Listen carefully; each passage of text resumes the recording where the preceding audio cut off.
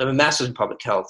Worked at the health department and worked in infection control years before med school. One of the things you learn in graduate school is to get ready for pandemics. I mean, it's, I remember back in 2000, 2001 in graduate school, we learned about this. We learned about disaster preparedness, especially when it came to viral and bacterial infections. So it wasn't such I think we were definitely unprepared, but it's not something that people didn't expect. I think a lot of public health officials knew at some point in most of our lifetimes, at least with this generation, we would experience a pandemic. And clinically what I was seeing wasn't working. And same thing with Remdesivir. It's, when the FDA authorized it for emergency use, I said, are you kidding me? We know it doesn't work. We've been using this since March. And here's the interesting thing about Remdesivir. Remdesivir is made by a company called Gilead. Gilead Sciences, then this is NPR, and this is public information. They found out that they increased their lobbying money to Congress by 32% in the first quarter of 2020 compared to 2019, right? When the pandemic started to hit.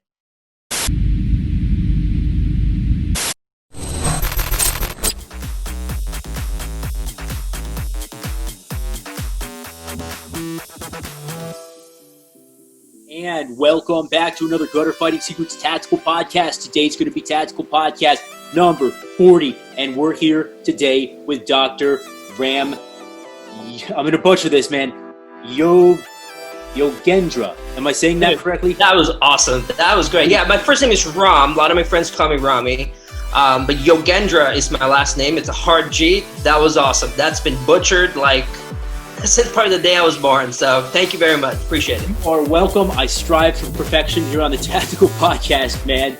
So, Dr. Yogendra, now I butchered it. Yogendra is a board-certified anesthesiologist, and he also specializes in physiology and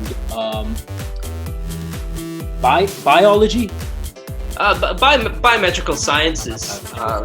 Yeah, it's my practice. I sort of took the principles of anesthesia and sort of applied it to training and exercise.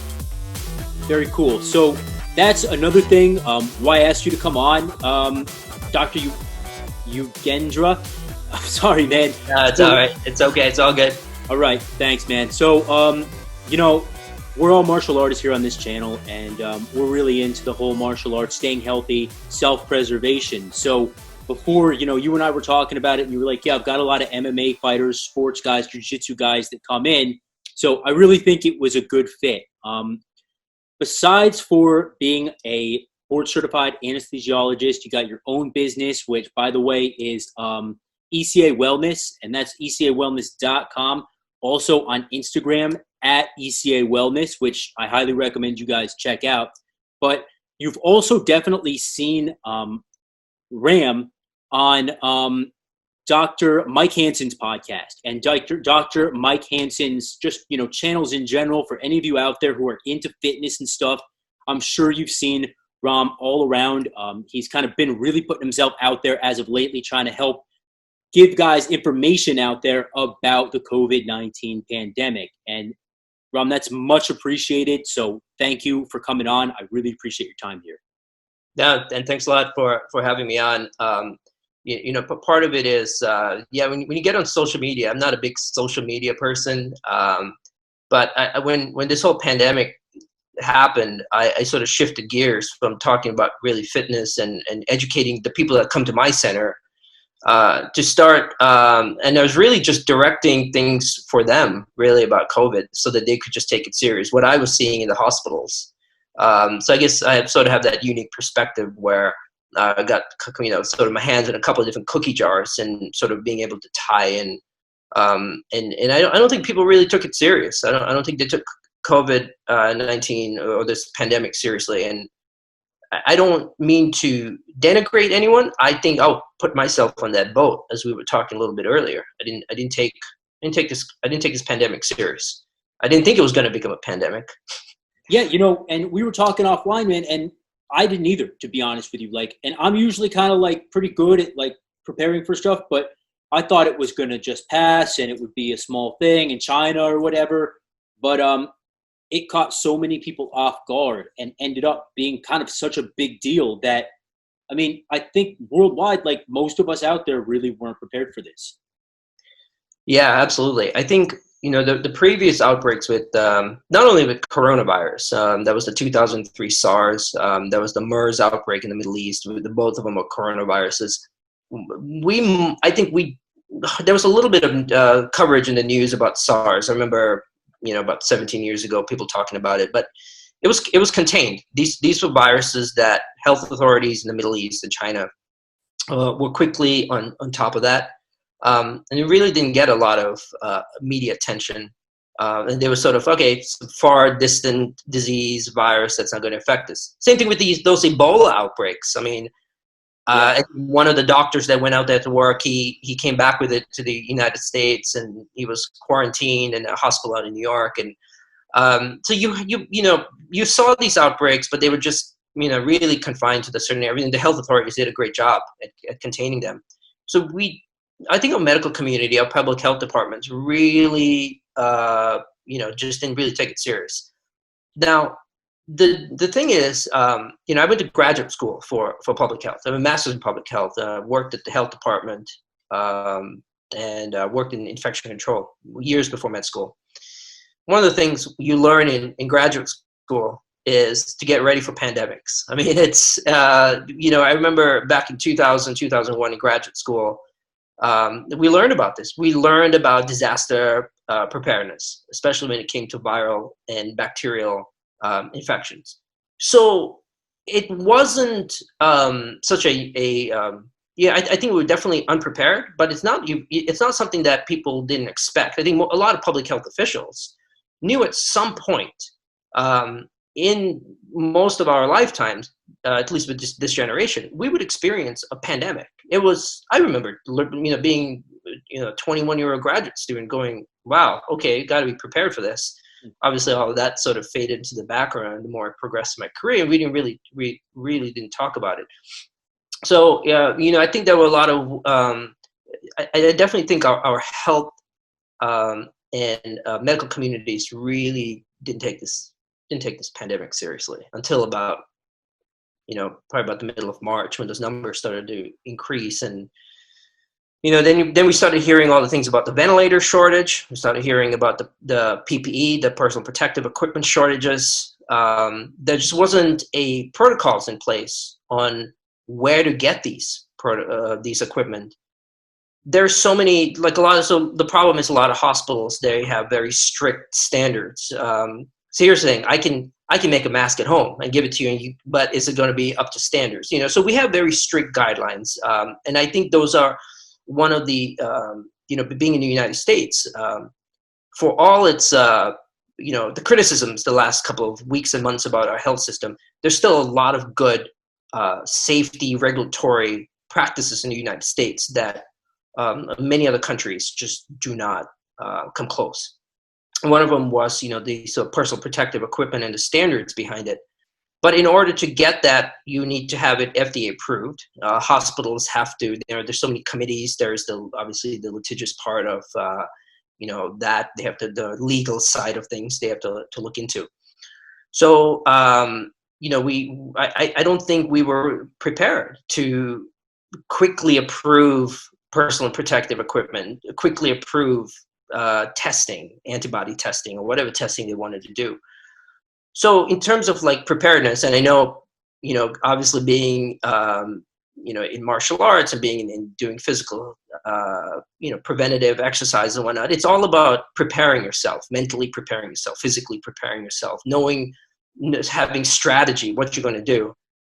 We were just left, there was no strategy, there was no plan. And that was a sort of unfortunate thing, because we had a template in place. We've been discussing this for, like I said, as far as I can remember, for at least the last 20 years. It's not like suddenly people thought, oh, wow, that's a pandemic. We knew about it. We just didn't do anything about it. And that's the weirdest thing to me, is that, we all kind of think, a lot of us, we kind of think that the government, like there's people that should be planning for this. There's people that should be looking at this and like intelligence, but it really just kind of went by the windward side this time. And it really did catch us just so off guard. Now I wanted to ask you what we knew or what we thought we knew at the beginning in March of this pandemic here stateside. And then what we know now. We've come leaps and bounds in understanding proper treatments for this thing, or proper therapeutics at least, what we should and should not do. For example, ventilators, man. Are we still putting a lot of patients on ventilators, or we have moved on kind of to supplemental O2 and stuff like that?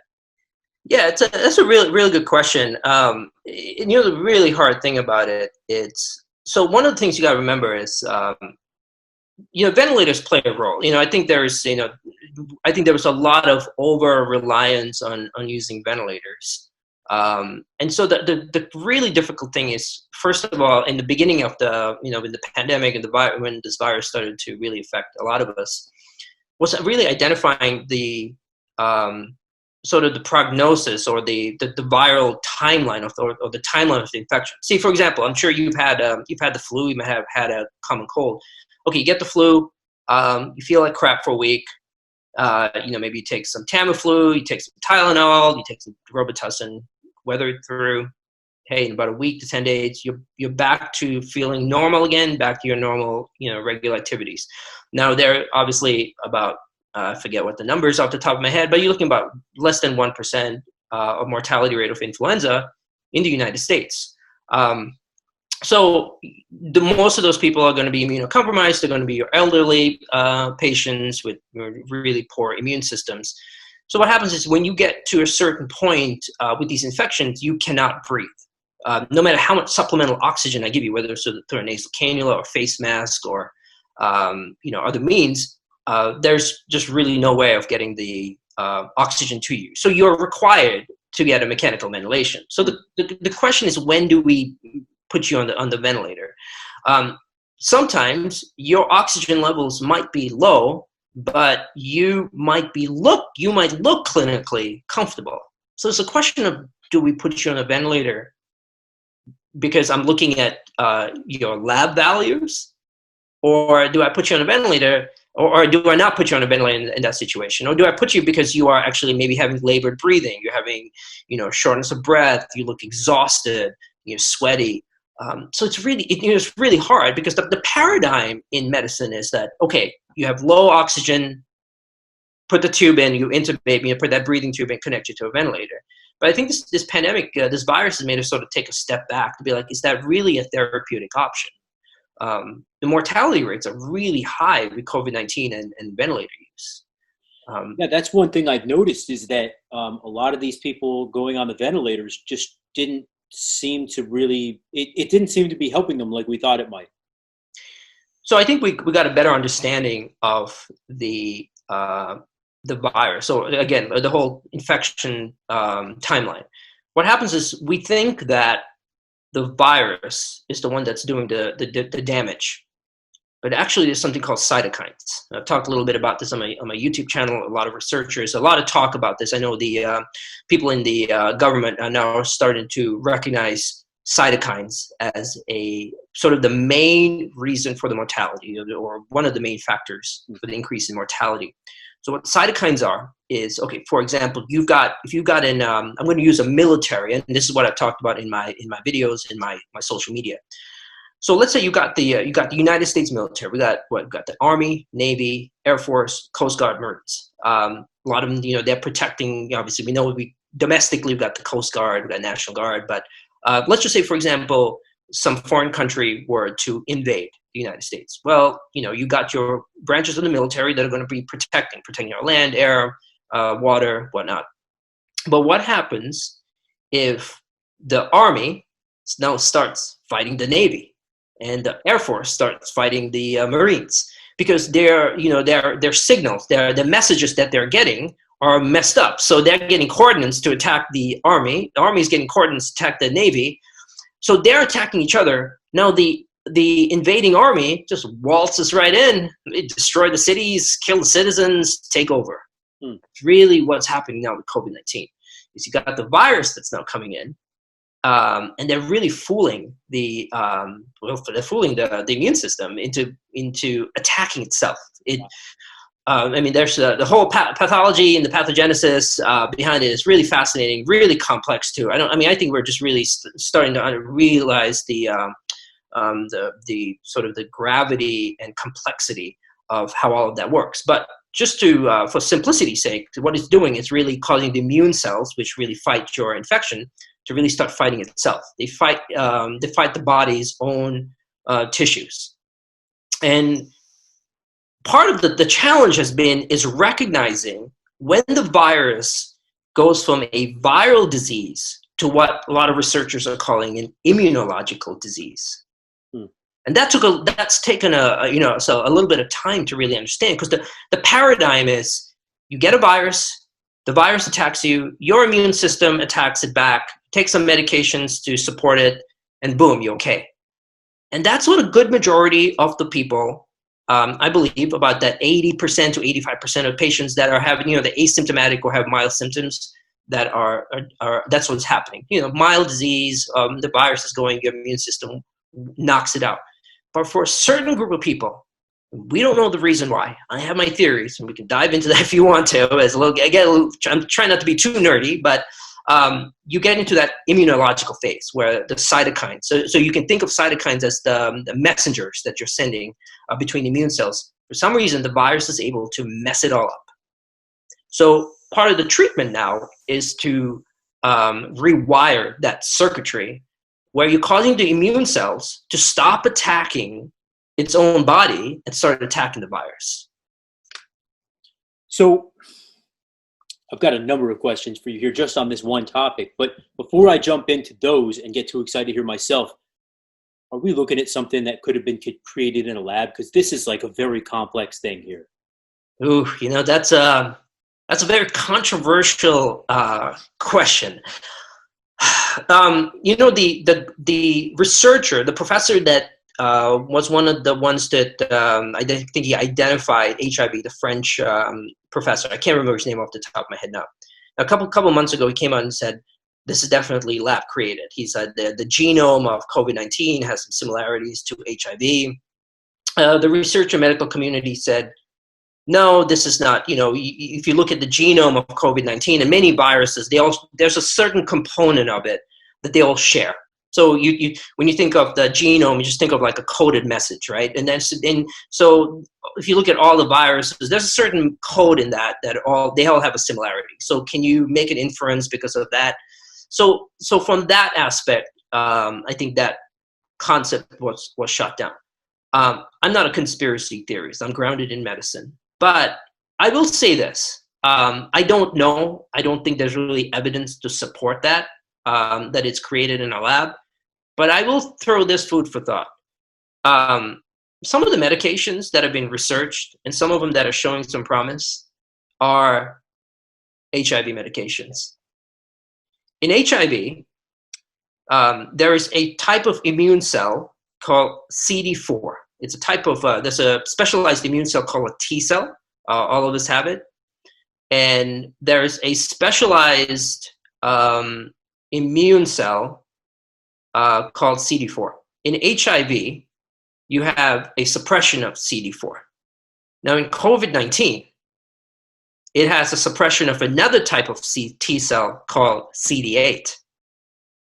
So both are showing T cell suppression. Both are sort of responding to HIV. There's a medication I've been sort of talking a little bit about on social media about. It's called leronlimab. It's an experimental drug that was developed initially for HIV.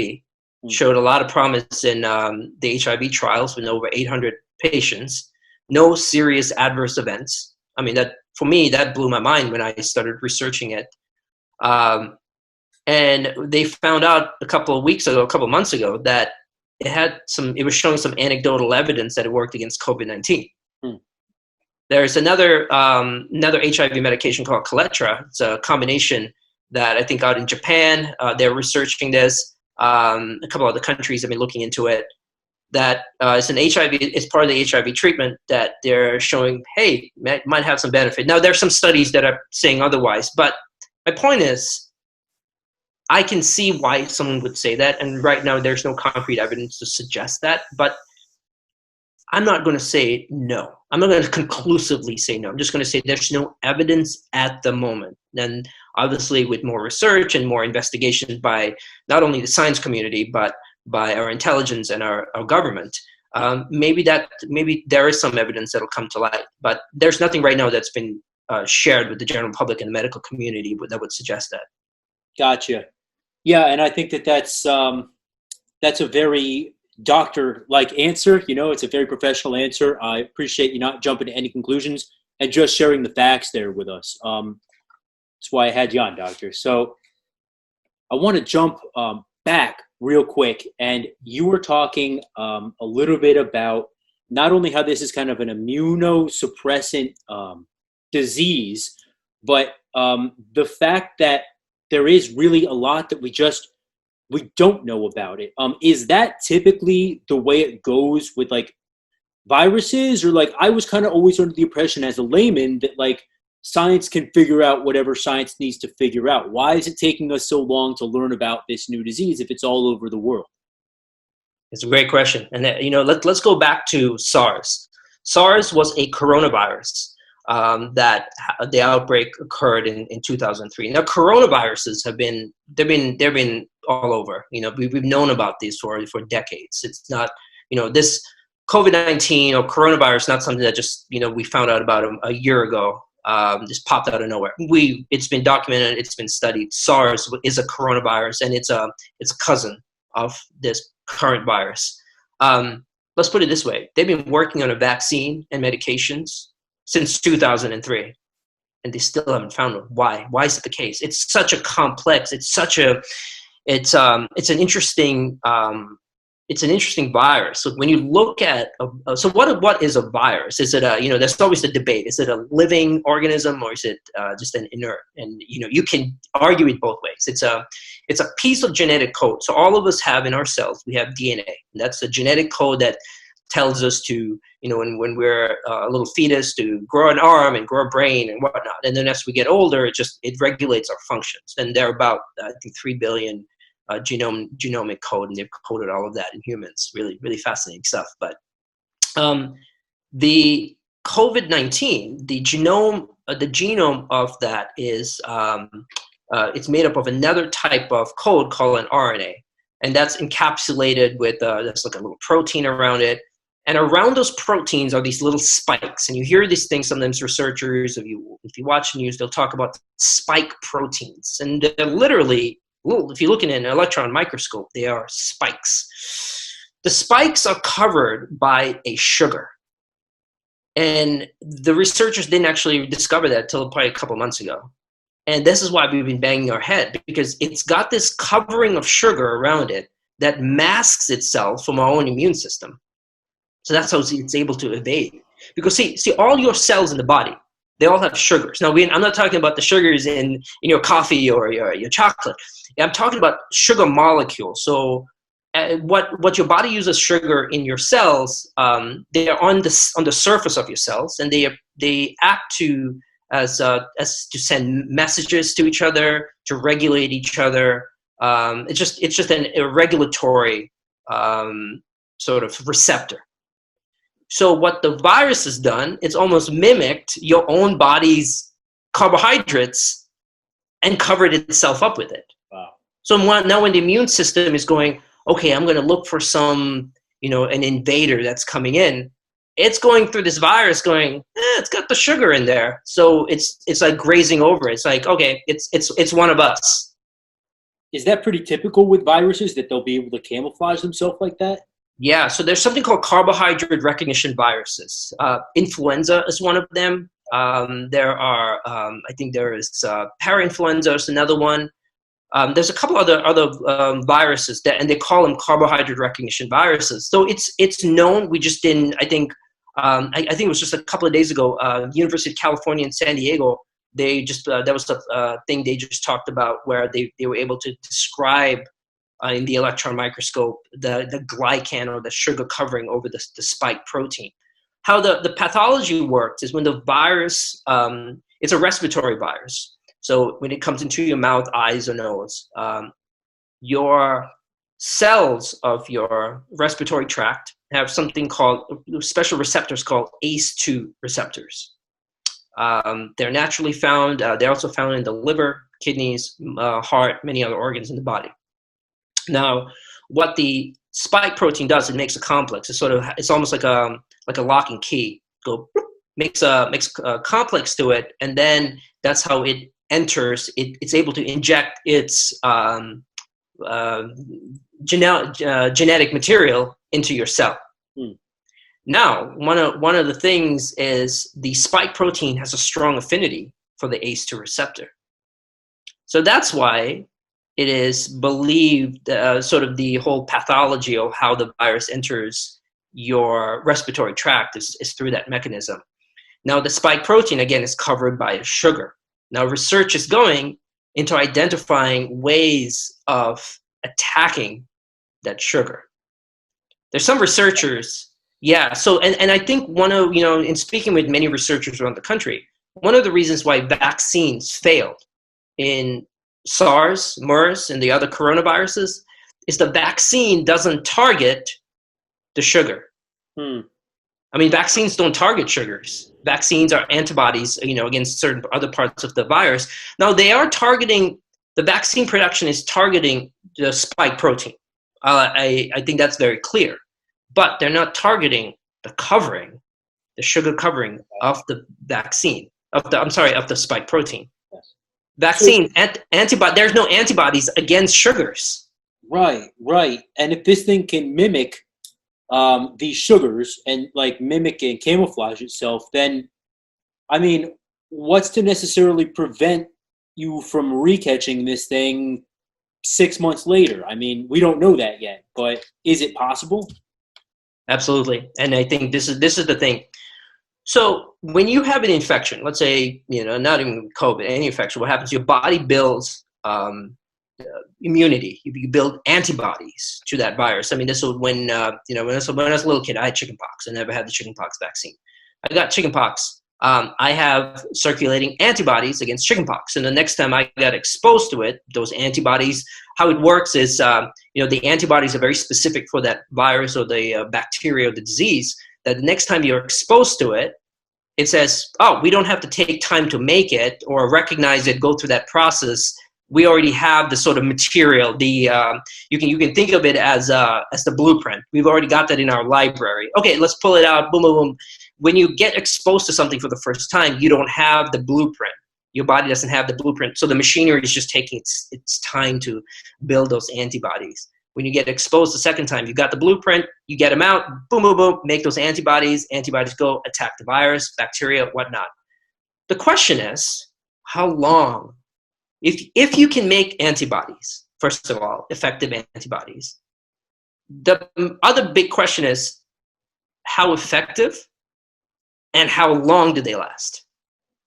Right. And we don't know that question. See, you can have COVID-19. You definitely are going to develop antibodies. That's just natural. That's how your body works. The question is, next time you get exposed to it, are those antibodies going to be able to fight COVID-19 again? And even if it does, how long does that antibody last? 6 months, a year, 2 years? We don't know. Yeah. So, like the flu, for example, I caught the flu twice this past winter, and it was weird because I didn't know that could really happen. But I guess there's an influenza A, B, or something like that. And I always thought, you get the flu once and that's done. Like, you've got the antibodies or whatever. But is there number one, are there other strains now or mutations of this damn virus?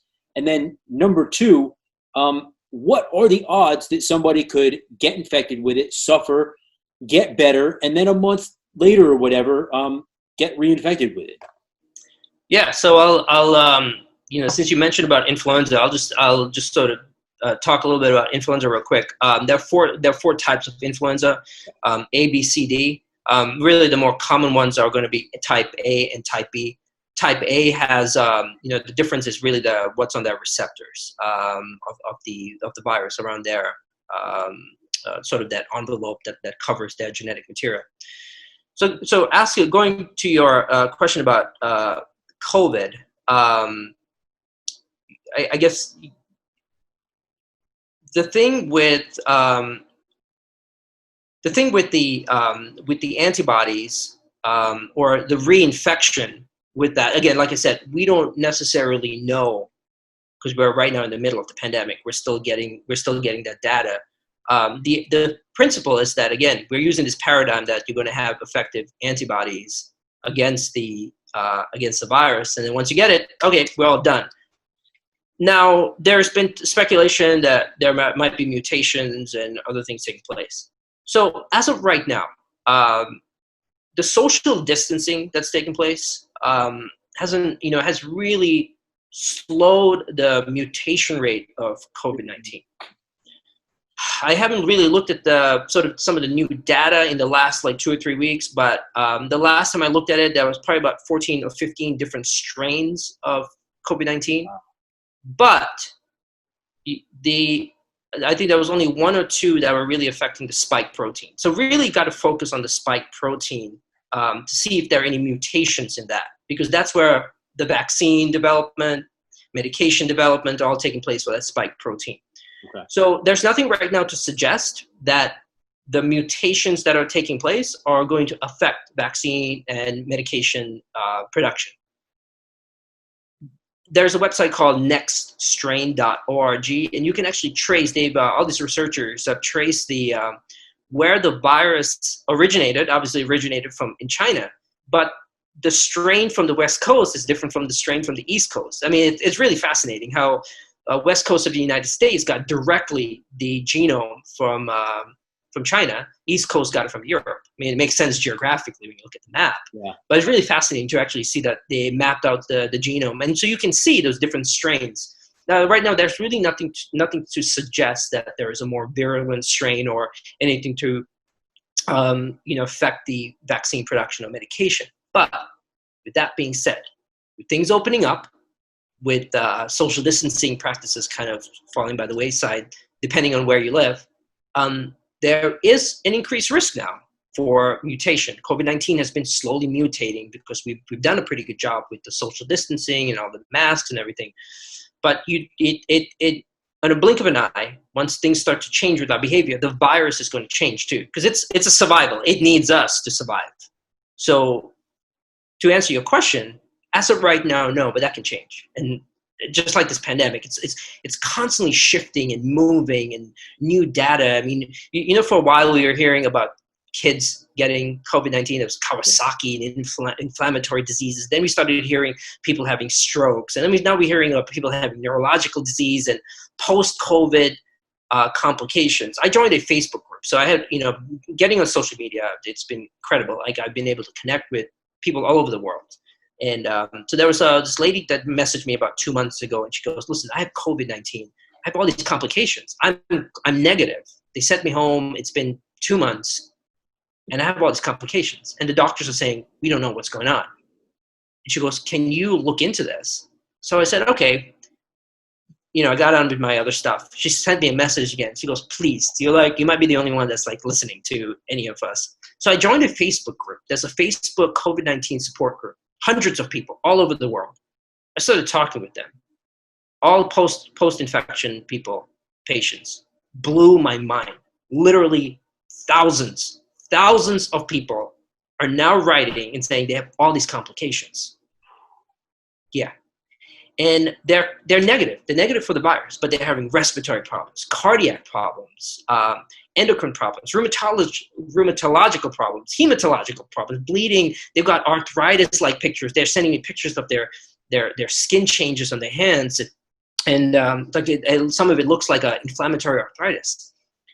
And I'm going, okay, if it's a handful of people, you can say, all right, it's maybe no big deal.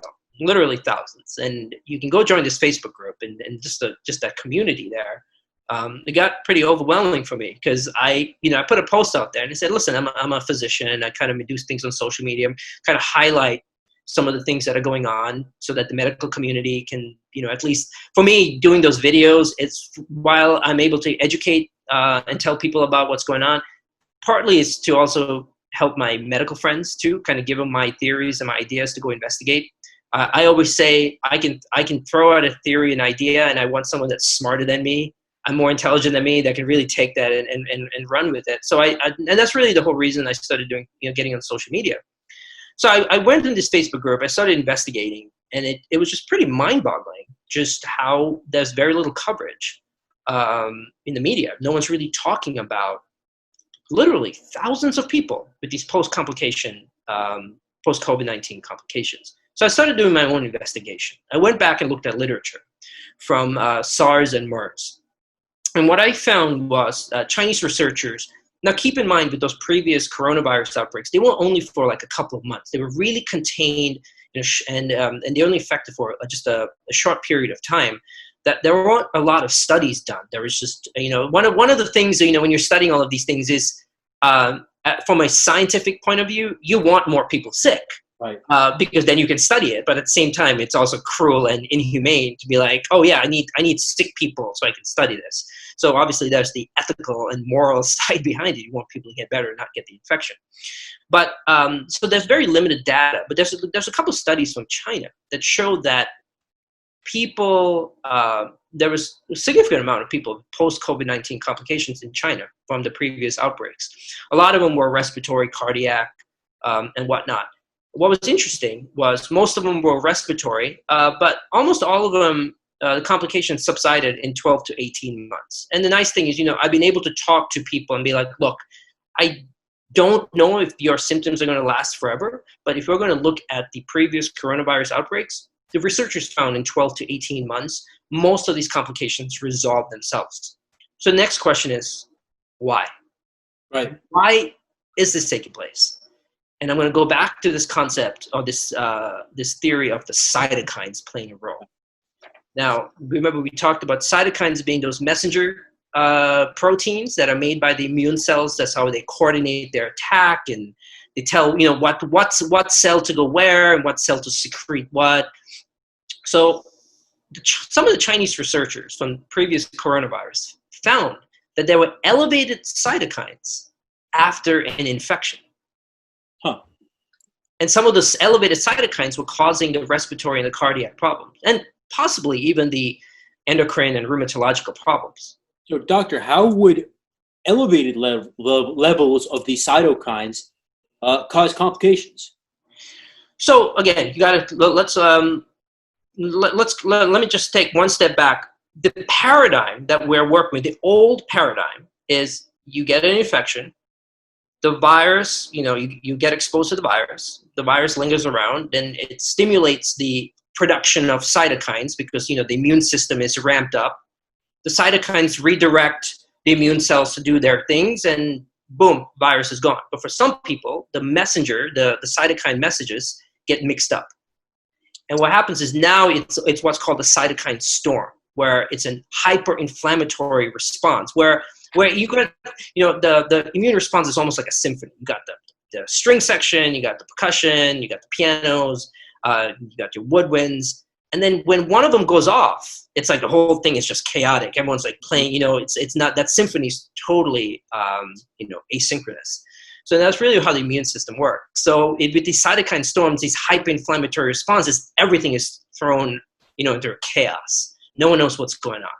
And the paradigm is once you clear the virus, the cytokine levels go down. It makes sense, right? You get the virus stimulates the immune system. A ramped up immune system causes all of these complications. You clear the virus, the cytokines, that's the paradigm we're working with. But there are some researchers that are now finding that there are elevated cytokine levels when they're measuring them in these patients. And so what does that mean? So what the elevated cytokines are doing is they're still continuing with a hyper-inflammatory immune response, causing, rheumatoid arthritis is an inflammatory disease. Some of the cardiac issues, there are arrhythmias, some of the low ejection fractions. It's almost like an inflammatory picture that when they're measuring some inflammatory markers, they're also elevated. But the problem is no one is measuring these tests, because these levels, because you need specialized labs to do it. You can't run to your local hospital. They got to send it out. It takes 2 to 3 days to get the lab results back. Obviously, there's a cost, and some of these are so specialized that some states may not even offer them. Yeah. So it's and this is what we're really facing. It's using old paradigms to a new virus, and we're banging our head against the wall, saying we don't know what's going on. Yeah, and I mean, there's so much about this. There's so much to it, and I'm a layman here. I am an EMT, but that's really, compared to what you guys are doing, is like literally child's play. And I want to just say, like, as a layman, and most of our viewers probably aren't doctors and stuff as well, there's so much information to take in about COVID-19 and medicine in general. But when you're breaking it down the way that you are for us now, it seems like, of course, okay, the cytokines, there's too many of them. Like, that's not a good thing. Immunoresponse, like, of course. But, it seems like, and you're saying we're using old paradigms to look at a new disease. Should we, I mean, as far as scientists and medicine and doctors go, should we kind of throw everything that we think we might know about COVID out and look at this with like a fresh perspective, or? That's a really good question. I think there's definitely, you still got to keep your principles of medicine that have guided us throughout, Sure. the last century or so. I don't think we should deviate from that, but I definitely think that we should re-examine the way we look at medicine. Dr. David Platt, he's a carbohydrate scientist. Spent many hours talking to him, and he said something really interesting to me. And now I'm a clinician. I never really cared for research. I loved reading about it. I'm not a researcher. I really like taking research and really applying it from a clinical, really real life applications. You might have some really great concept, but if I can't make clinical relevance to it and help save lives, I just don't really have an interest. Now, some people are nerds; they love the technical side of things. So I always leave that stuff to the others. But Dr. Platt said something really interesting. He goes, physicians are trained to put out fires, not find the source of the fires. And this is what it is. This is what I call checkbox medicine, where we are trained, physicians, a lot of times we start thinking like technicians. We got the checkbook, we got the checkbox out. So I got the manual out. Oh, we got a viral infection. I can tell you what someone in the other side of the country, how they're going to get managed. It's funny. I get patients, I get people all over the world now that message me on Instagram, social media, emails. Can you manage my loved one? They're in the hospital. The doctors don't. I had a guy from Afghanistan just message me on Instagram. Oh yes, his uncle is there. So he's sending me all these lab reports. I'm going like, I don't understand Arabic, man. You got to have like translate these lab reports, because I'm happy to help. But I think what it is it's a checkbox. And going back to the whole thing with the ventilators, look, I know when you have acute respiratory distress syndrome, that's when you're in the severe COVID-19. What happens is your hyperinflammatory response. You get fluid into your lungs, and then you got to think about a balloon. If you got no water in that balloon, you blow it, it's really easy, especially once you blow a little bit of air, you get to that initial resistance. It's something you can, that balloon just kind of gets bigger. But imagine if you put water in that balloon. Now you try to blow. You need incredible amount of force to blow, to get air into it. So what happens is the same thing what happens in these COVID-19 patients, especially the severe patients, is fluid builds up in there. Because you have the immune response, because the immune cells are ramped up as they come to the areas of inflammation, because that's where the virus is. They're bringing along with it all the other cells and water. Water follows cells. That's the principle of medicine.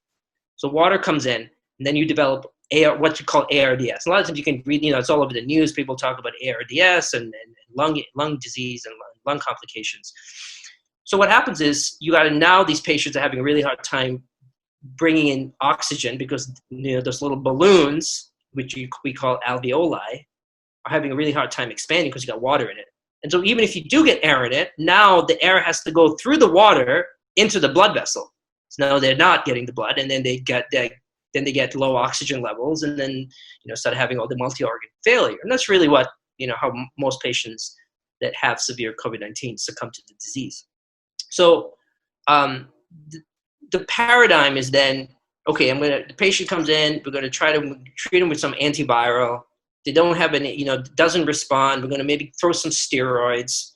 If it doesn't have any steroids, we're gonna maybe give something to block a cytokine. That doesn't work. We're gonna intubate. Once we intubate, I'll tell you the vent settings. It's in the checkbox.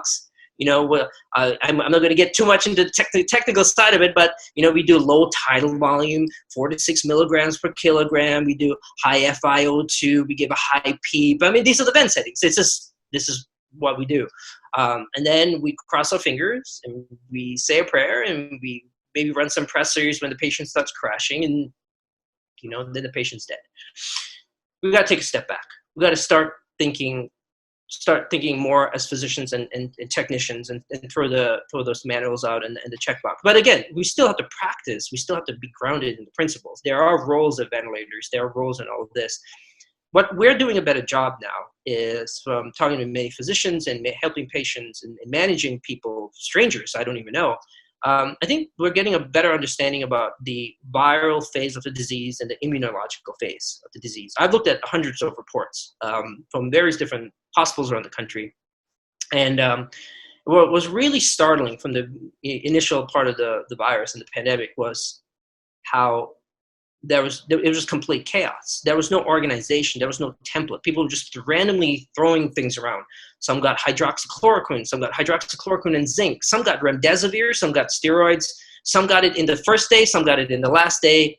It's just, anything goes. I think that was really the frustrating thing. It was like no one really took a step back and be like, okay, this is not working. They just kept on, it's like putting, when we were like 3 years old, you had those little square pegs and you try to put into triangles. Like, why is it not working? It's like, well, maybe you want to put it in a different hole, something that fits. I felt like there's a lot of that. It's like you're banging your head against the wall. I kept on saying it's very Kafkaesque. It's so absurd that you guys are just doing the same thing over and over again. So I think part of it is fear. I think medicine is, again, people are very, very scared to think outside the box, whether it's for medical legal reasons, whether it's hospital regulations. We need dictation. We need orders from the federal government, from the FDA. We need orders from the hospital administration. We need orders from the pharmacy. A lot of places can't, I'm able to speak out because one of the things about me is I'm a, independent contractor. For me, I was not going to let the system. For me, it's like my independence more than my autonomy is so important to me. It's a big part of who I am, to be able to speak up and not have some corporate suit tell me what I can or can't say. I will speak up and say something.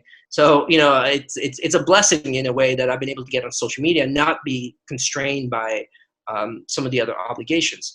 But and I don't want to be critical of my colleagues in medicine. I think a lot of them are just really some of the most incredible minds, and some of them are just so much smarter than me. But I think a lot of them are just scared. They're still really scared to do something they're scared of getting in trouble with their hires. They're scared of getting in trouble with the hospital board or whoever. If they speak out and say, well, I disagree, blah, blah, blah. Is that what it is? Or are they also just scared of other things in general? I think it's just overall. I think all of it plays a big role into it. It's just the culture. It's just the culture. I think a lot of them, there's a lot of experimental medications, which we don't know if it works. But so Remdesivir and stuff, like, we're not sure if that works and how well it works, right? It doesn't work. Let's put it that way.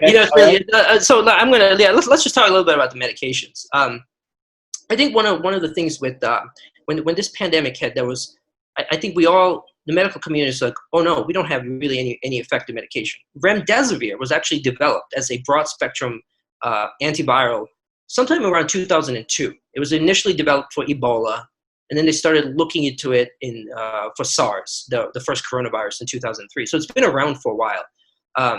Didn't really show a lot of effectiveness. Now, when they started talking a little bit about Remdesivir in the beginning of when the virus started hitting, I was like really puzzled, because I said, here you've got a drug that's been around for about 16, 17 years in development, spent millions of dollars into it. Gilead spent tons of money into it.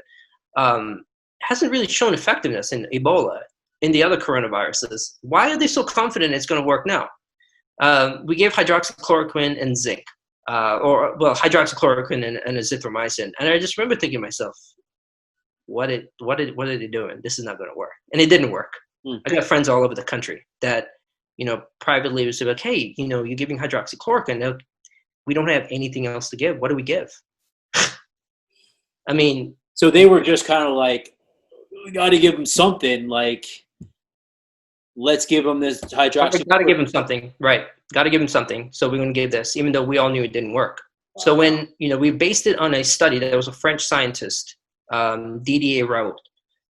He came out and he said, look, I treated 26 patients. I was able to, successfully treat COVID-19. Problem with the study was it's not a randomized control study. So what I'm really not, I won't bore you with the details about what these studies were, but basically what it is if I give you a medication, and I say this works for, let's say COVID-19, I give you this medicine. How do I know that that medicine that I gave you at that particular dose, at that time interval, worked for you and not something else? Right. You could be taking, let's say, 5 or 6 other medications. Let's say you're taking a diabetic medication, take a hypertensive medication, and some, COVID-19 medication. How do I know it wasn't the other medicines? So that was the thing with that study, and that's why we do those randomized control studies, because we set a control, and then we say, okay, you're not going to get the medication. We're going to give you standard treatment, and then we give you the other group gets the medication. So then you're able to actually, you're controlling all these variables. You're able to say, okay, by giving this medication versus a standard dose, I was able to decrease mortality rates, have improvements and blah, blah, blah, blah, blah. Until then, it's just very mere speculation. So that's what the problem with that French study was. And the thing is, he's a very controversial researcher. He's he's very well spoken, but he doesn't believe in doing randomized control studies. Very controversial. So a lot of his data is very iffy.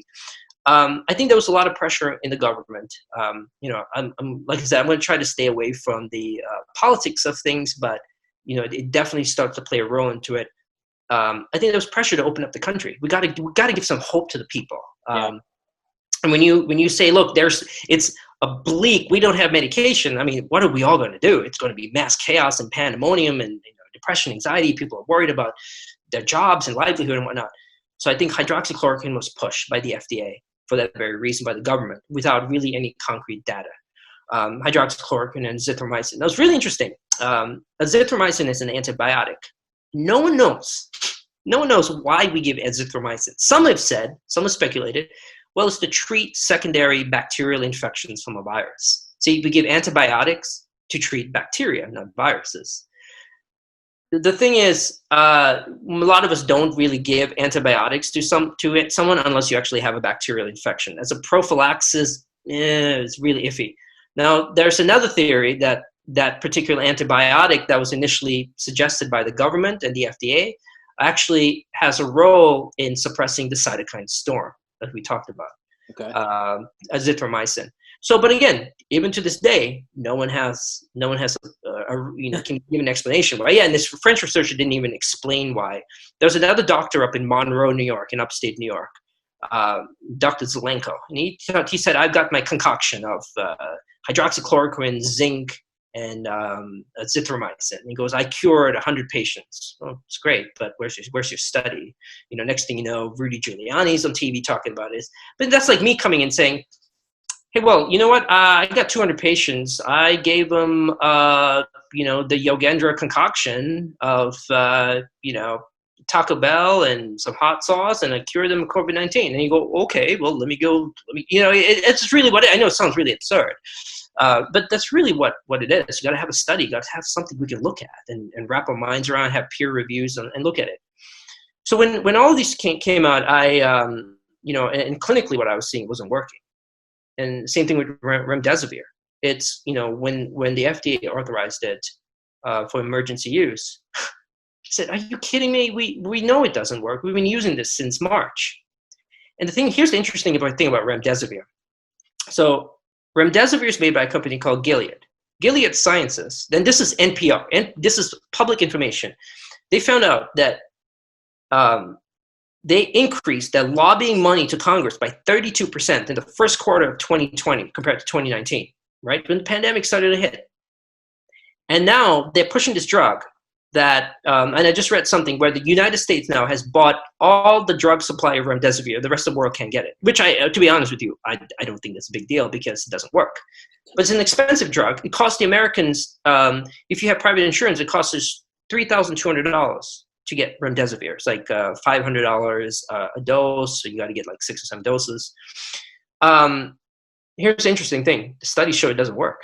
The randomized control studies show it doesn't work. Even Dr. Fauci has come out and stated. So if you have to give it in the first 5 days of infection, and after that, it actually increases mortality. So if you give it within the first 5 days of infection, it decreases the infection time from 15 days to 11 days, proven in the study. But if you don't give it in that 5-day window period, it's antiviral, which doesn't actually show to decrease the viral load. So how can you even call it an antiviral? I mean, that's just blows my mind. So if you give it outside of that window period, you increase mortality. So how do you go into the hospital, let's say, so most patients don't really have severe symptoms until what, like 5 to 8 days into the thing. So then you go and they're like, how long have you been sick? Oh, I don't know, maybe a week. They can't even really legitimately like give you it at that point, right? Like, absolutely. Well, here's the whole absurdity. This is why I go on Twitter. I use this word Kafkaesque. Kafka, is a Czech writer. He wrote all these absurdity things. You reading his books. I remember as a kid reading and going like, oh my God, that's crazy. How is that possible? This is so Kafkaesque. It's like, it blows my mind. Here's the other interesting thing about remdesivir. So whenever you're using any medications, especially experimental, and just keep in mind, remdesivir is still not approved. There's no approved medications for COVID-19. It is just FDA has allowed for an emergency authorization for remdesivir. So as an experimental drug, you have something called exclusion criteria. That's like there are certain criteria you have to meet in order to get that medication. So every drug, if you go into the clinicaltrial.gov, put in any drug, you will see the exclusion criteria. And depending on the drug, the side effects that you have you may or may not be qualified or approved to take that drug. Here's the interesting thing about remdesivir. The exclusion criteria for remdesivir is elevated liver enzymes. And in COVID-19, I'm sorry? No, I was just elevated liver enzymes. Elevated liver enzymes. And for your viewers, for you, Will, you can go check it out. Clinicaltrials.gov, put in remdesivir, you'll see this. Elevated liver enzymes. So there's 2 enzymes in the liver. One's called ALT, AST.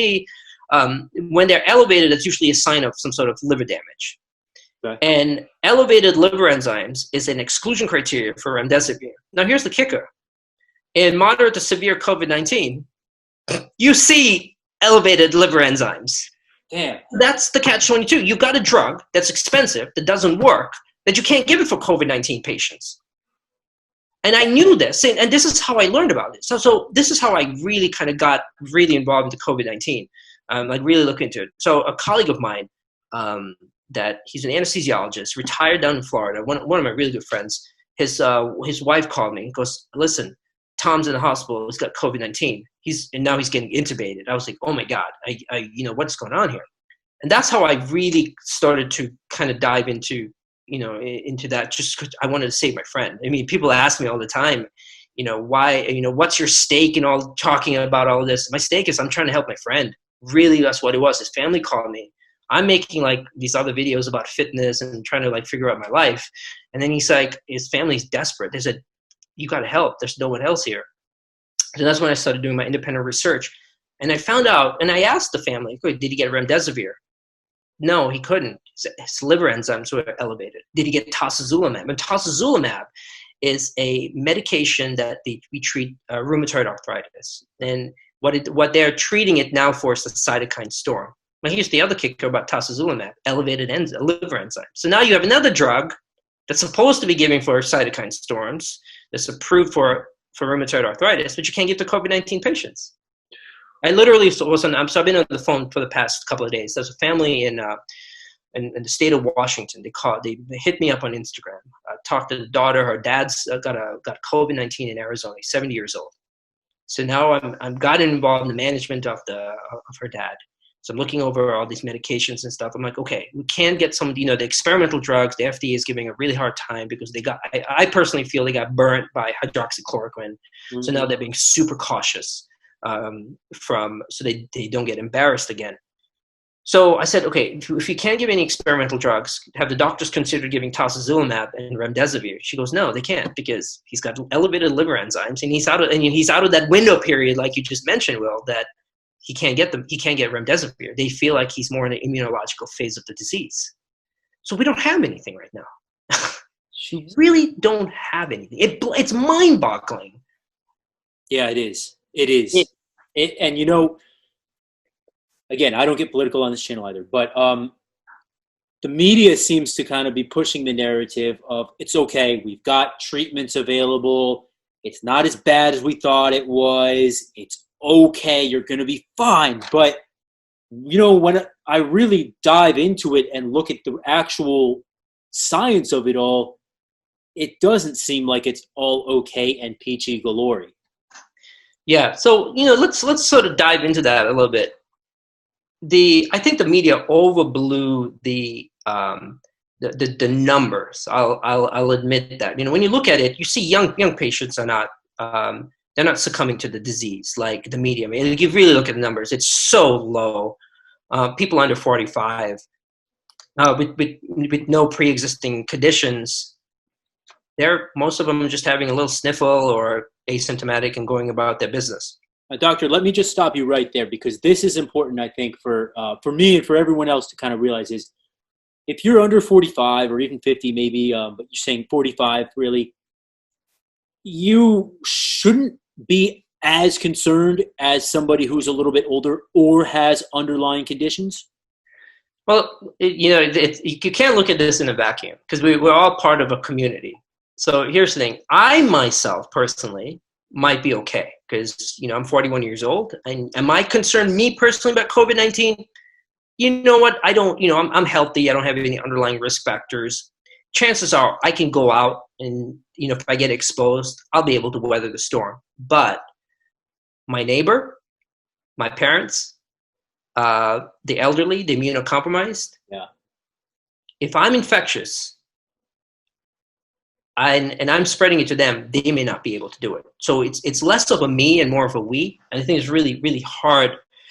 Sometimes, we're one of the greatest things about being in America is, I come from an immigrant family, is this American dream where you are, you're an individual rights, and you think about yourself. You have a concept. You can do things in this country you can do anywhere else in the world. I mean, it's still, for all the problems we have, it's still the greatest country in the history of mankind. I will 100% say that, and I will challenge anyone who is going to say that. I mean, I love this country. I love everything it stands for.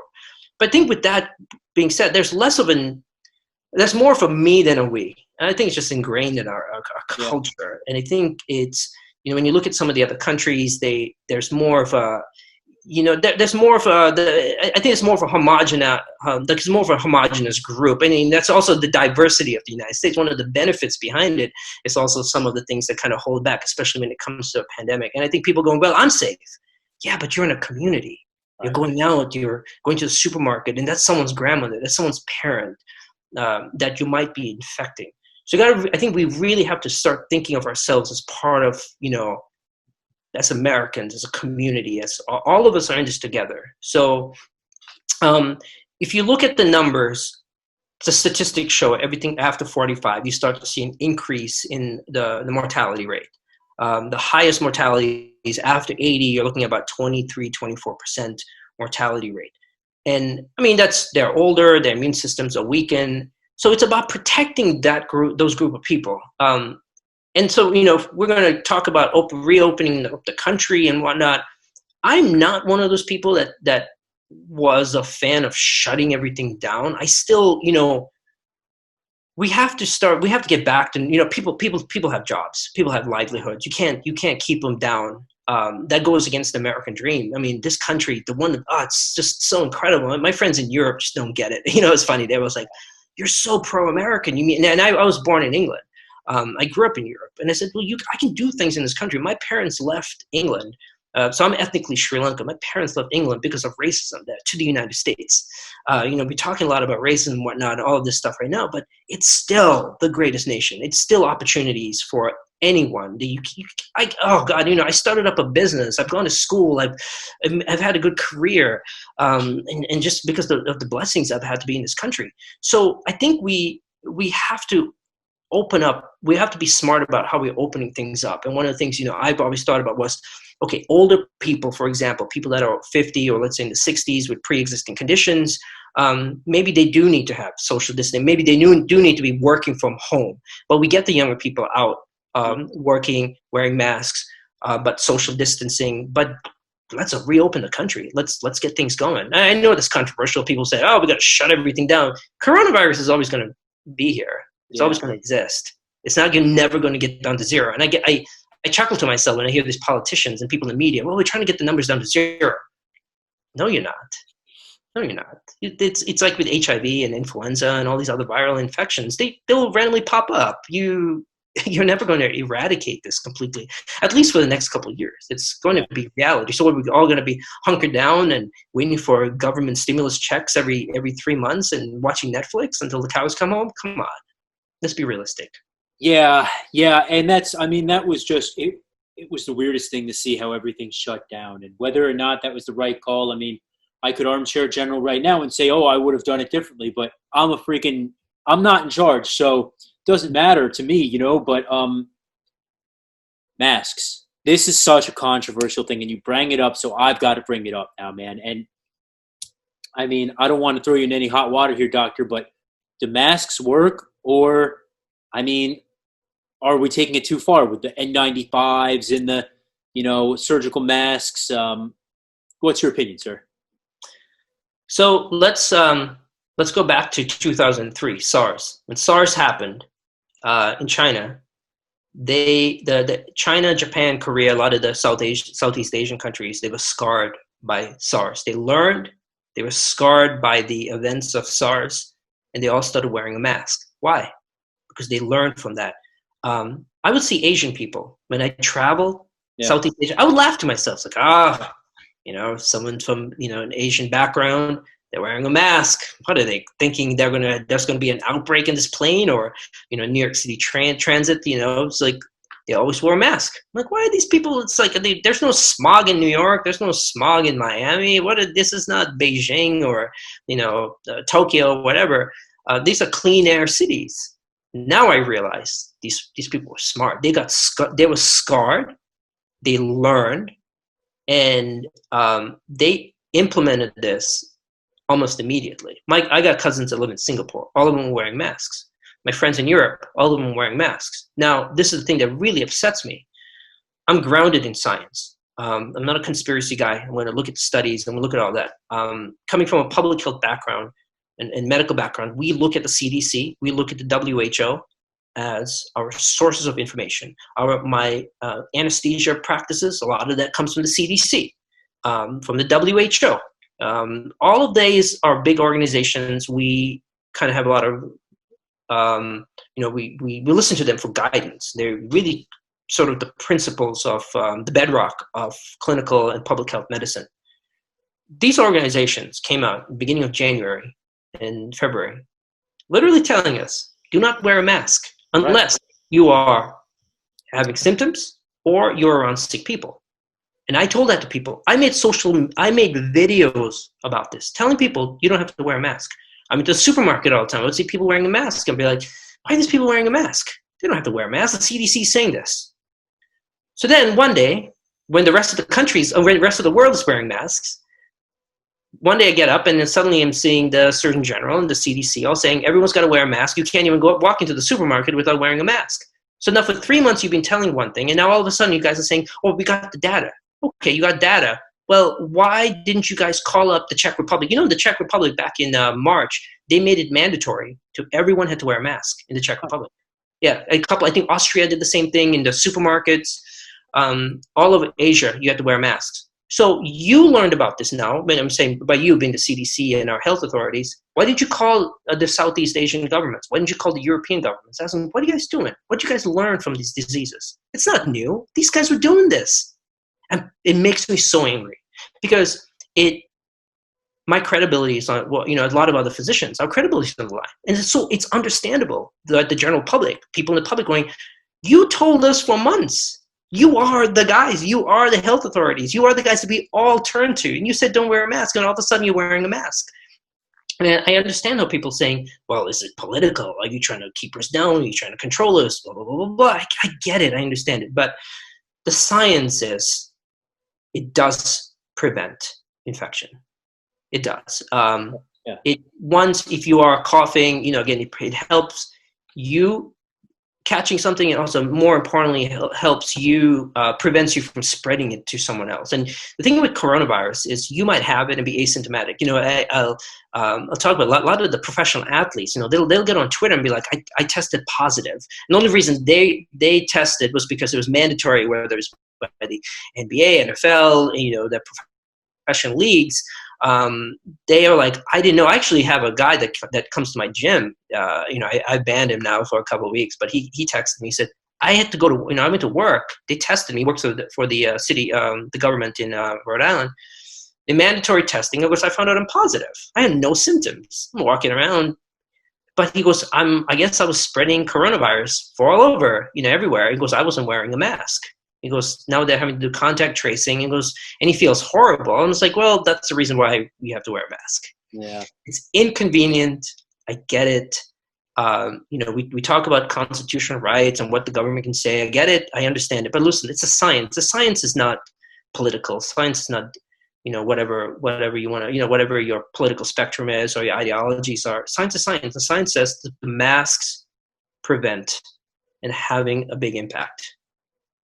Yeah, and I don't get why it's been politicized. I mean, it's beyond me personally. Like, I remember being in freaking EMT school, and they were saying, look, you wear your N95 when you're around someone with tuberculosis or whatever infectious disease.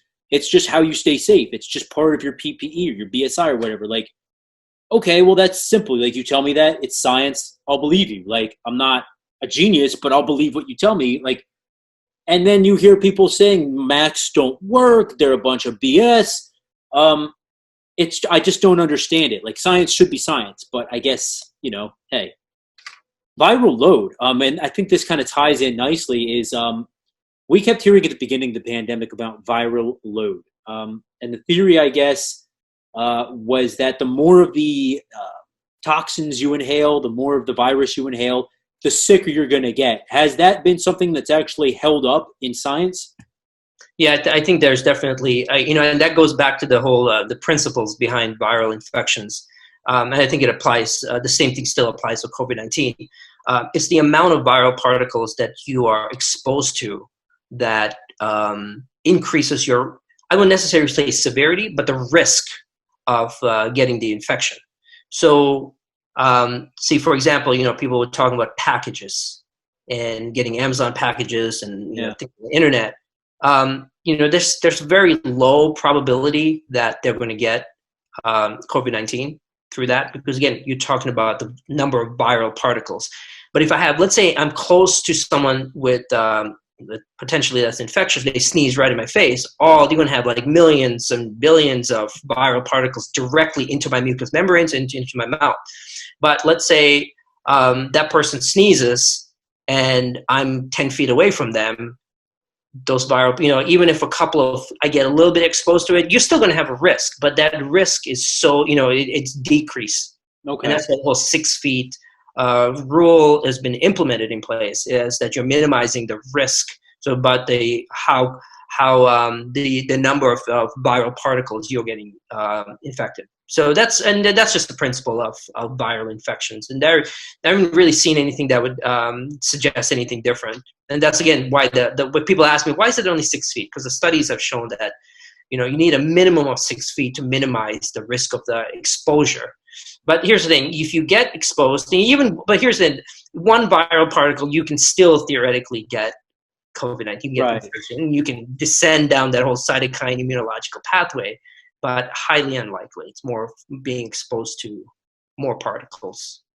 Yeah, so it would be the bigger the exposure. In other words, somebody sneezes on you versus somebody's 3 to 6 feet away and they're just breathing.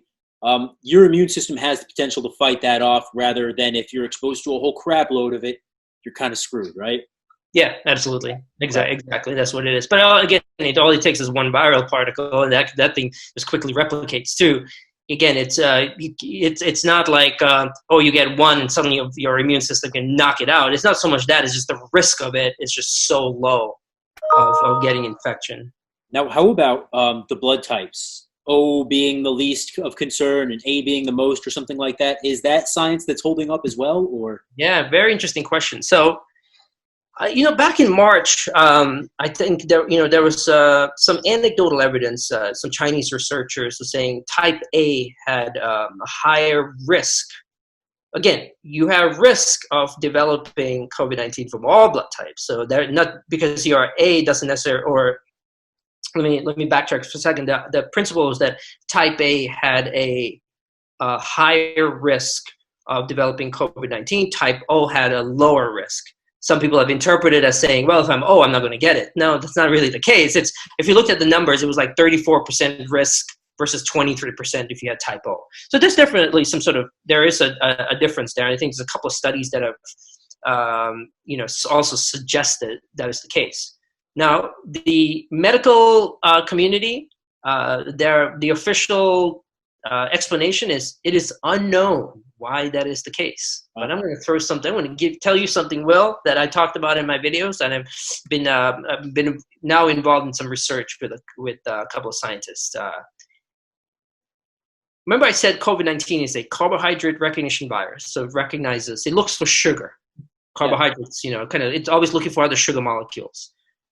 When you look at the ABO, when you say I'm type A or type B or whatnot, the blood cell, like let's say you are type A, you have an antigen on it that gives it the type A.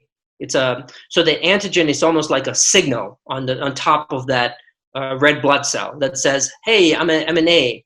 Or then there's one that's it'll say, hey, I'm a B. Another one will say, I'm an AB. And another one, type O, doesn't have those receptors on it. Here's the interesting thing. Those receptors, guess what they're made out of? Carbohydrates. Basics. I remember sitting one day and it hit me. We learned this in medical school. We learned this in pathology, second year of medical school. The ABO antigens on the red blood cells are carbohydrates. And I remember just sitting there going, oh my God, it's sugar. So I called up Dr. Platt. He's the carbohydrate specialist. And I said, Dr. Platt, this is my theory. He goes, you're absolutely right. That's how COVID-19 is affecting the virus. Wow. Affecting the red blood cells. Yeah. Of course. Yeah. And of course, I mean, I didn't know that, but like just hearing you say that, makes perfect sense. Again, it's a theory. But I've talked to a bunch of other researchers and they're like, it's got legs. We can't say you're wrong. We can't say you're right.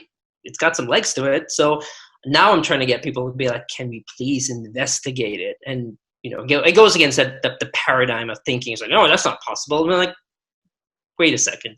Let's think outside the box here. But that's how I'm able to connect. Why? And this is the thing. I hate this unknown. Oh, we don't know. Oh, we don't know why there's post-COVID-19 complications. We don't know. Scientists don't know. I get so angry when I read that in the media. Or I read, watch news, and these reporters like unknown reason why. There is a reason. Go investigate it. Stop saying unknown. I don't know. Well, that's the thing. Is like we're supposed to at least have the best and brightest minds like yourself from all around the world working on this thing right now. Where's all the research, right? Like. It's coming, it's slow, I know, but like, it just seems to me like, this is a very simple thing that you've come up with here. This theory, like you said, it's got legs. It makes sense to me as a layman. I just would honestly think that we would have come further, in the past, 8 months since COVID actually has been around, I guess more like 3 or 4 here in the States. But yeah, it's crazy, man, that there's so many unknowns. And I think, not only does it, I'm sure it frustrates you as a researcher, a doctor, an academic, but, to us, a general population, it's like, when is this gosh damn thing going to be over? Like, why can't we learn more about it, Yeah, it's an interesting, it's definitely something that's very frustrating. But I grew up, and I'm sure you probably remember the HIV pandemic. And when I was a little kid, like 7, 8 years old, I remember just thinking, God, if I touched someone, I was going to get HIV. It's just we didn't know. We didn't know. I remember being a little kid, and there's Ryan White. Everyone knew the Ryan White story. He was a hemophiliac. He got blood transfusion. I mean, I remember watching thing on TV, being like 8, 9 years old, going like, "Oh my God, I don't want to get HIV. I'm going to die in like next day." Um, so I was a little kid during the sort of the height of HIV, but getting an opportunity now to speak to some HIV researchers from that time period, and one of them in particular is Dr. Bruce Patterson. He's sort of one of the top virologists and was an associate professor at Stanford, one of the probably the top research mind in all of the world. And me and him, we've had some conversations. He's been on my YouTube show where we talked a little bit about the HIV pandemic. It was really interesting. He talked about how, in the early parts of HIV, they didn't realize it was a bloodborne, a blood transmitted disease. Researchers were saying, no, it's not possible. In fact, the initial name, I think, was gay immunodeficiency syndrome or something. Yeah, I think that was the official name for a while before they realized it's just not only in homosexual men that were getting it, but also like there was some sort of heterosexual transmission. They didn't believe that the blood supply was tainted. I mean, screening for HIV didn't take place till I think about the late 80s, early 90s. I'm not exactly sure that the time period of that. But talking to Dr. Patterson, he said we didn't. People were saying it's not a bloodborne, blood transmitted disease, and of course now we know that's obviously not the case. So that's the same thing with COVID-19. Is we got to have an open mind. We can't just say no, that's not possible. We got to say that is possible. We got to investigate it. And I'm not. One thing I need to make myself very clear is I'm not saying my theories or my pathways or my explanations are correct, but I'm saying, can we investigate it? Can we look at it? Can we see, is this a possible explanation? And I don't have an ego. Like if you come to me and say, look, we did this research and it didn't work. Okay, fine. You know what? Let's look at something else too. It's not, it's not trying to prove anyone wrong or anything, but it's just trying to save lives at the end of the day, just trying to come up with some sort of explanation. One of the things that really interests me is developing a risk stratification scoring system. See, for example, if there was a way I could measure in your blood different parameters that I could say, well, if you get COVID-19, your risk of getting severe infection is, 50%, 60%, or, sort of quantifying that risk is where my interest lies. And I've been talking with Dr. Patterson, a couple other researchers and other investors that are thinking about, developing serum assays to now, if you're coming for your routine screening, we take some blood, and then we can say, okay, you have these, you have these certain lab values, and they're not, some of them are going to be super specific. We're going to have to do a lot of research into it. But this way, we're able to quickly identify who in that 20% of the population that's getting moderate and severe COVID-19, who are the ones that are going to go down that path. Because right now, we don't know. Yeah, interesting. Now, blood screening, and you brought this up about the HIV or AIDS pandemic. Are we able to do this for COVID-19 right now, as far as blood transfusions and things like that go? So the understanding is that COVID-19 is spread as a respiratory tract infection. Dr. Patterson, if you listen to my YouTube thing with him, my discussion, he actually, prior to our discussion, he actually, in an investor call with a company called Cytokine, he mentioned that he was suspecting COVID-19 was our blood supply, meaning our blood banks, was contaminated with COVID-19. Yeah. And I remember listening to that conference call and almost like falling out of my chair, like, oh my God, this is unreal. Yeah. So I actually pressed him on that very question.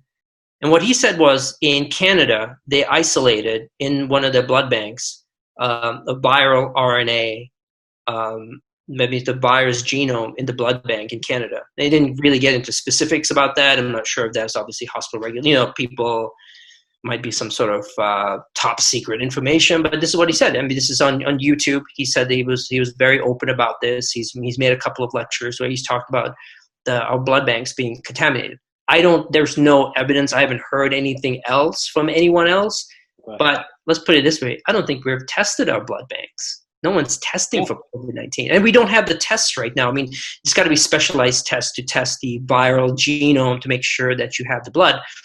How do you screen for it? It's the same thing this is the same thing that happened in HIV. We didn't have the screening test. It took years to develop that. And there was, people were panicked because, I transfuse patients in the operating room all the time when we're doing trauma. So now I'm giving COVID-19 to these patients. Is that a way of transmission?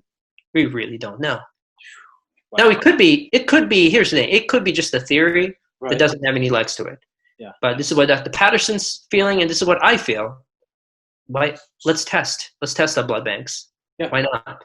Why are we so afraid? The patients, the donors, right? Like, I was looking into this the other day with my girlfriend. She said we should donate blood. I said, yeah, that's great. What are they doing? Testing you before you give it, or what? No, but they'll test you for antibodies. Like, I was very surprised. I thought they could at least swab you before you gave the blood.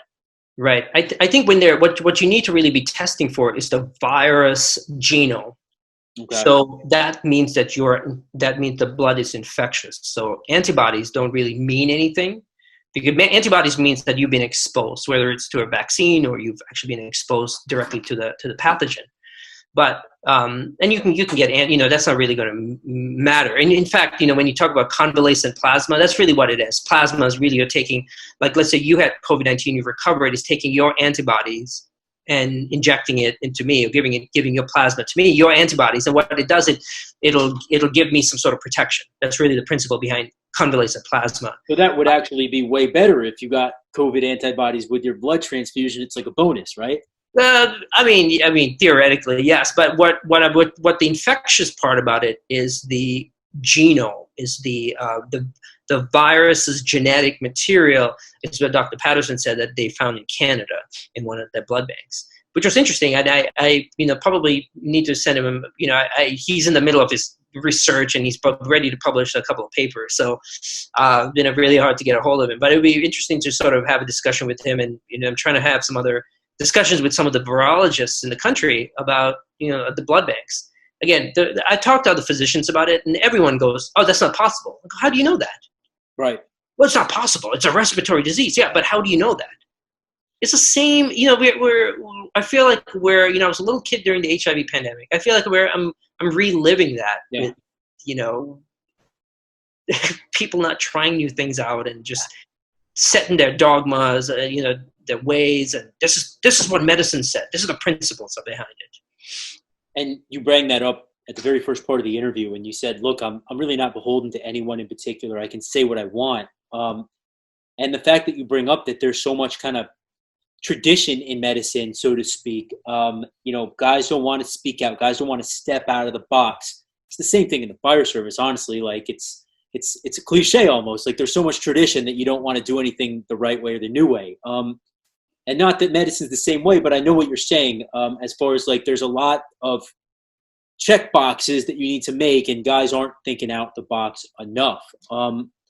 So I think guys like you out there that are doing this and really looking everywhere you possibly can for the answers are just providing such a service to the world right now. I mean, we can't thank you enough, Doc. You're doing amazing things out here.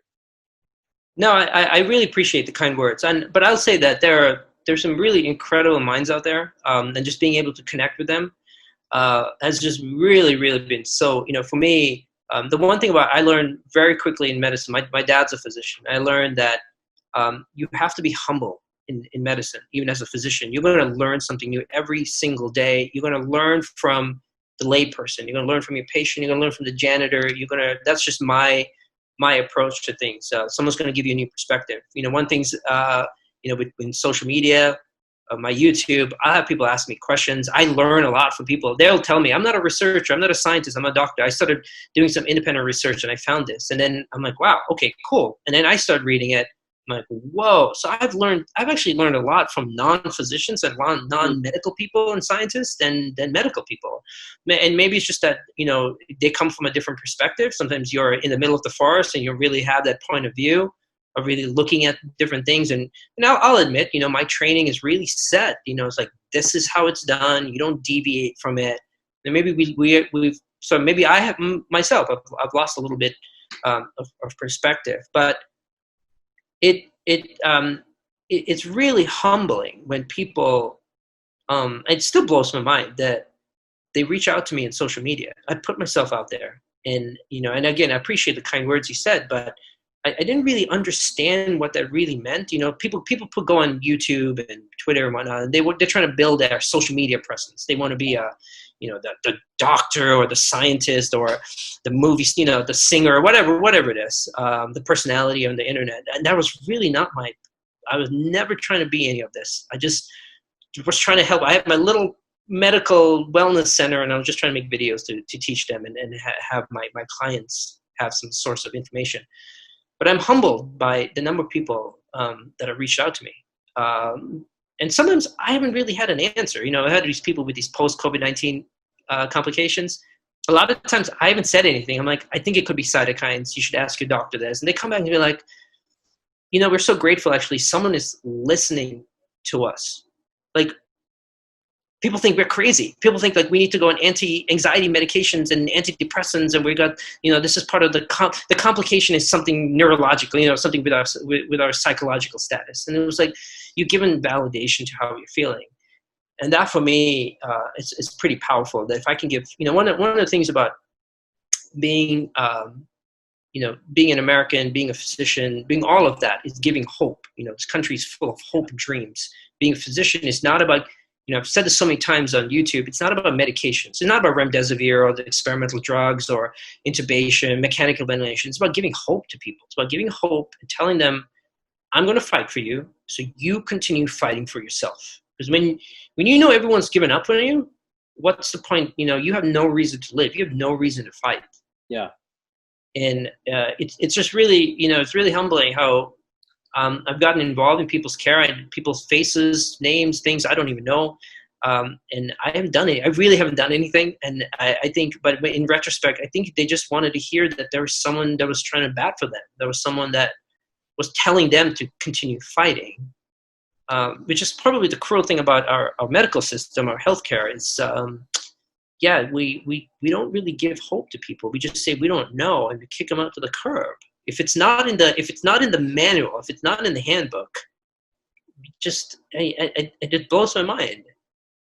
And I think we've all experienced that to some degree. Like you go in to see the doctor, even something like, I don't know, let's just take, for example, I went in one time and I said, I'm pretty sure I've got bronchitis. I want to grab some like antibiotics for it or whatever. And the doctor said, no, you don't have it. You don't have it. I said, I know I have it. Like, you got to like check me even. No, I'm telling you, you don't have it, whatever. Get out, pretty much, right? And then I had to go wait like 2 more weeks. It got worse. I went back to another doctor. Of course, like, here's the antibiotics. But that's just a allegory to say, like, sometimes I think if you're dealing with somebody, one person, for example, it can be so frustrating. And then all you need is, like, to go see someone else. And they say, like you're saying, like, yes, of course, like, here's my opinion about that. Or let me research this more and, like, find you an answer rather than saying, I know what I'm talking about. Get out of here. Yeah, and this comes from personal experience. And like I said, my dad's a physician. My mom, my sister's a physician. So I grew up around medicine my whole life. And when I was in residency, I had a really bad back problem. So I got an MRI, and they found a tumor in my spinal cord. And I remember going, oh my God, my life. It's really funny when you're an anesthesiologist. You're really not. I wasn't even thinking about the surgery. I'm thinking about, they're going to give me enough anesthesia. They're going to have me in a prone position with my face down. Are they going to have all the compression? Are they going to, are my eyes going to go blind from the procedure? And so I'm not even thinking about the surgery at all. I was like, oh, the anesthesia part of it. And so I saw a neurosurgeon almost immediately when I got the MRI. He worked at the hospital and looks at it and goes, you need to have surgery within the next week. You're going to lose like bowel function. You're never going to pee, and probably not going to walk again if you don't have the surgery. Now I'm like freaking out. I'm in the middle of training. I'm thinking to myself, well, now my training is going to be postponed. I'm going to have, this guy's going to operate on my back, all of this stuff. Now I'm super anxiety, couldn't sleep, all of that. Something inside of me said, you know what, get a second opinion. So I went to see another specialist up in Colombia, a spine neurosurgeon. He, spent 5-10 minutes looking at my MRI reports. He goes, you were born with this. This is just, you just had a little flare up. He goes, if I were you, I wouldn't get the surgery done. He goes, maybe just get an MRI for the next 2 years, as long as it doesn't get bigger and it doesn't bother you. You don't need to have surgery. And that was 10 years ago, 11 years ago. And I haven't had surgery. And I do MMA, kickboxing. I'm a super, into fitness and working out and whatnot. So, I've had numerous people over the years, surgeons, you do like the curbside consult. Be like, hey, doctor, I got my shoulder's busted. Well, we got to operate on your shoulder, put a little clip on here. Or hey, doctor, my knee's busted. It kind of hurts a bit. Well, we're going to we can do an arthroscopy, put a little camera in there. Let's put it this way. I'm 41 years old. I've never had surgery before. Wow. Huh. Never had surgery before. And, obviously that could change the older I get. But my point is, being a physician, I'm blessed because obviously I have the insight and the knowledge. But for so many people, they don't know. They don't know how any of these things work. So if I'm a doctor and I come and tell you, well, you need to have the surgery done, you're going to say, okay, you're the expert. You're the one that went to school. You're the board certified one. You did all this, you've been practicing for a while. But remember something. We're humans. There's limitations to medicine. There's one way I approach something, but it might be different. Someone else might be looking at it a different way. So I always tell my friends and family, and I tell the people I talk to on social media, get a second opinion, get a third opinion. If all these specialists say the same thing, okay, then you should consider it. But have all that information. Don't rely on one person. We're not God. I'm not God. Right. I'm not going to pretend to be God. But the only thing I can do is give you hope and fight for you and have that sort of open discussion and dialogue and tell you, look, this is what's out there. This is what I think. If you want to get a second opinion, I don't have an ego. It's fine. Go. I have, doing anesthesia, I get, I'll have a discussion. So, sometimes patients, they want to block, they don't want general anesthesia, someone want a spinal, all of this stuff. And I try to, I'll try to customize things the way actually they want it, as long as it's safe, as long as, there's 100 different ways of skinning the cat. Sometimes they'll tell me something, be like, okay, sure, that's fine. Whatever you want. But sometimes I'll say, look, you're not a candidate for that. I can't do that. I can't do a spine. I can't do a general. I can't do, whatever it is. So it's about having that discussion with a patient, empowering them, making them feel like you're listening to them. I think it's really the most important thing is listening to someone. But at the same time, I also understand from the physician point of view, it's these are factories. My primary care physicians, they got to see 40 patients in an 8-hour day.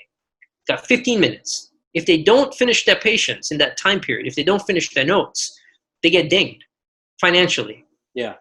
My sister's a pediatrician. I didn't, she was working in a private clinic in Orlando. So she's like, yeah, I have to see like 30 patients a day. I go, what happens if you don't? Well, then they have a monthly meeting and they say, I'm not meeting my numbers. And then they're going to dock my pay.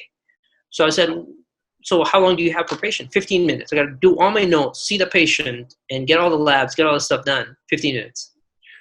Oh, yeah. So these are obviously the pressures that physicians, a lot of them bring their homework at home. They got homework. They got to do all these charts because they can't finish it in a day.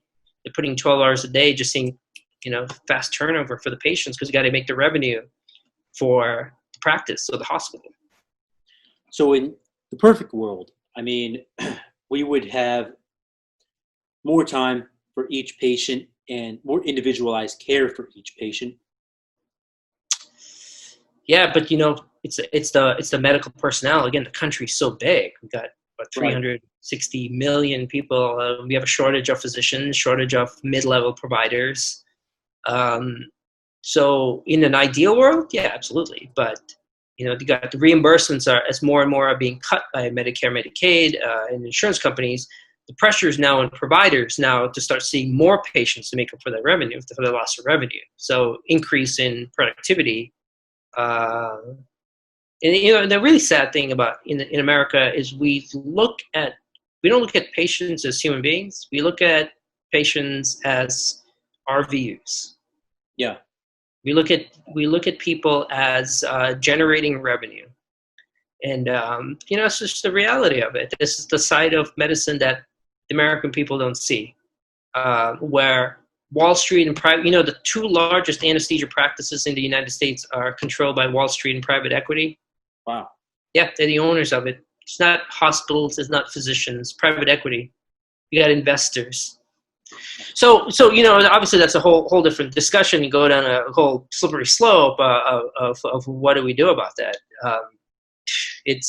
But I think, going back to COVID, all of this plays a role in that, because you start to see there are discrepancies in socioeconomics. You start to see how inner city are not getting the quality of care as, let's say, some of the more affluent parts. I mean, that's reality. I don't think that's a liberal or conservative viewpoint. Those are the statistics. It's you're starting to see people with African American, low income communities of all races, but especially the African American communities are, there's a disparity in the care, the testing that they're getting, the quality of the getting, the outreach programs, the public health programs, the education. Education is so important, letting people know that they're testing there, and support systems in there. That's where we lack. That's, the United States health, the quality of our healthcare is one of the poorest in all of the developed Western nations. Yeah. Which is so surprising, because we're the best, but it really is lacking. Yeah, I mean, you look at all the quality metrics from the last 20 years. So there was a book that was a landmark study by the the Institute of Medicine, to Err is Human, and they found that the quality, the errors, the problems in our healthcare was, and like I said, it was published in 2001. There's a follow-up study and paper after that. That was really the first time that the medical community really opened their eyes and said, "Oh my God, this is something. We've got a problem in our hands." But the question is, what do you do about it? Because these are the questions we had 100 years ago. When you look at, and the reason I just bring this up, because one, I'm getting my MBA. I really have an interest in, health quality. I'm sort of transitioning out of clinical medicine over the next couple of years. And I feel like that's having a role in COVID-19, our response. Why did our public health systems fail us? Why did we have, this information about masks? Why haven't we been able to look at things outside the box? I mean, it all really comes down to the quality of our health systems. The infrastructure of our public health systems. It really, people are talking about, looking at our, the police departments, racial inequalities, and blah, blah, blah, blah, blah. Well, we should be looking at healthcare. We really should be looking at healthcare. And I'm not saying anti Medicare for all insurance stuff. That's a whole different discussion. That's very controversial, and people have also the viewpoints. But whatever the decision is, we really need to come together and understand that the quality is going to be really important, because we might be hit with another pandemic. This coronavirus, the Spanish flu from 1918. There were 4 waves of the Spanish flu. I mean, so are we going to be seeing? We keep hearing about the second wave. Is that like almost a guaranteed thing, or are we kind of seeing that right now, like out west? And I mean, have we seen the second wave yet, or not? It's really, are we, here's the big question. Are we still in the first wave? It's really, what do we define the waves as? Again, the thing with the United States, again, is so big, as we were discussing. So where one part of the country was able to contain it, I mean, you think about it, New York and California were really two biggest states being hit. And why is that? Because they were the initial introduction of the virus. You had New York, all these European travelers coming into New York, the major hub. And then the West Coast, you had all these cases because they were coming from Asia. Right. But, it obviously took time, and, they did social distancing and lockdowns, and it spread, were able to at least slow down the spread. But now, it's just over time. So I think maybe the South and the West and the Southwest, it still might be part of the first wave. They just are, there might be a lag period. Again, you got to think about how big the United States is. We're not talking about Korea. We're not talking about Italy. It's little tiny countries. So I would argue we're probably seeing the first wave there. And then, I think I think the next big outbreaks that happen in, let's say, the Northeast, I would argue that would probably constitute the second wave, because they've got the numbers down to really low levels. I think New York yesterday said they had like only 5 new cases, or New York City. So they've done a pretty good job with it, but they haven't opened everything up. Once they go to phase 2, phase 3, then you're going to start seeing those numbers go up, and then I think they might be experiencing that might be a phase 2.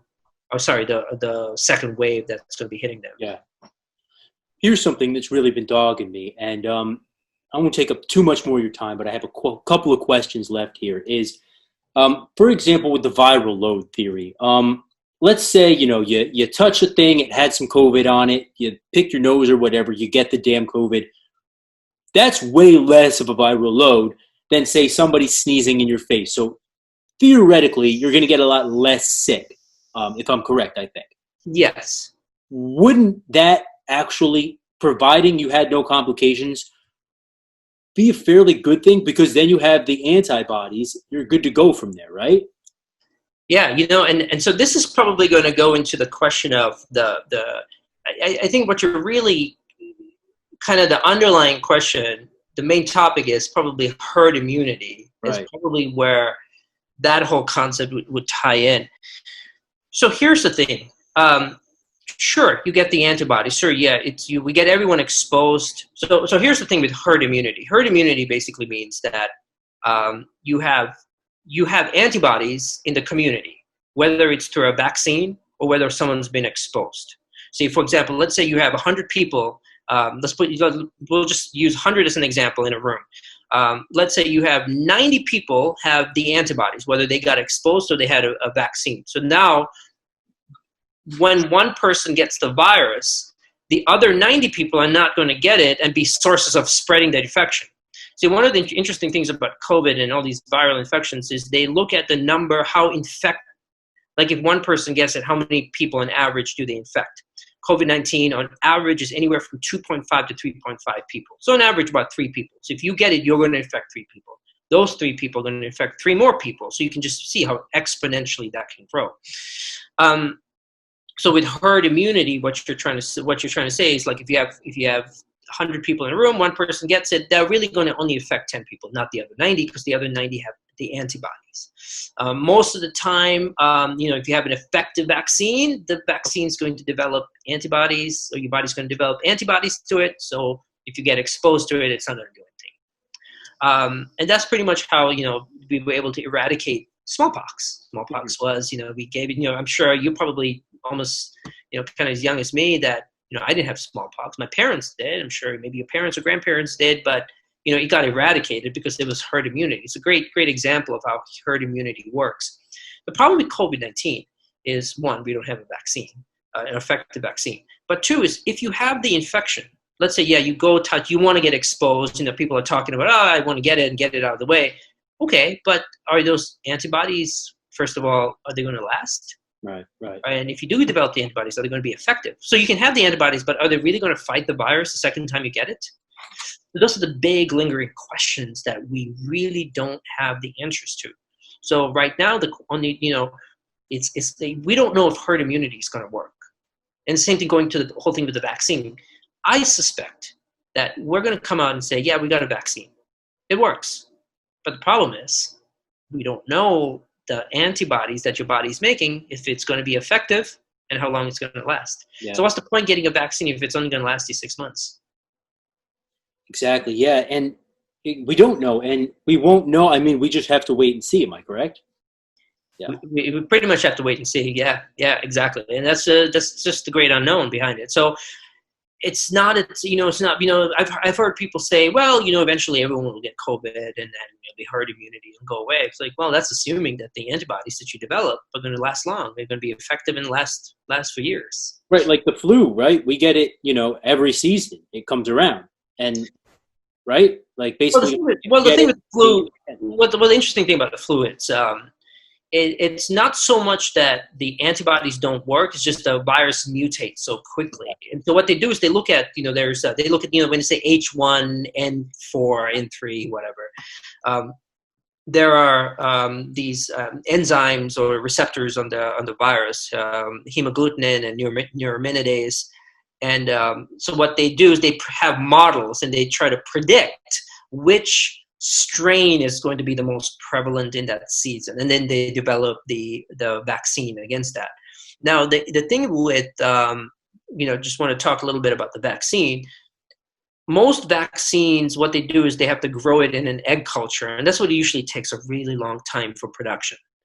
The new vaccines that they're talking about, they're using platforms. And when I say platforms, is one of them they're using is called an mRNA. Moderna has got a company called Moderna. What they're doing is they're actually injecting a piece of the genetic material they've synthetically created a genetic code to the spike protein. So instead of injecting the spike protein in you, they're actually injecting the genetic code for the spike protein into you so that you make antibodies. So then your body makes the spike protein and then you build antibodies against it. It's really interesting way of doing it. But here's the interesting thing. It's never been successfully used in humans. So why are we so confident? Yeah.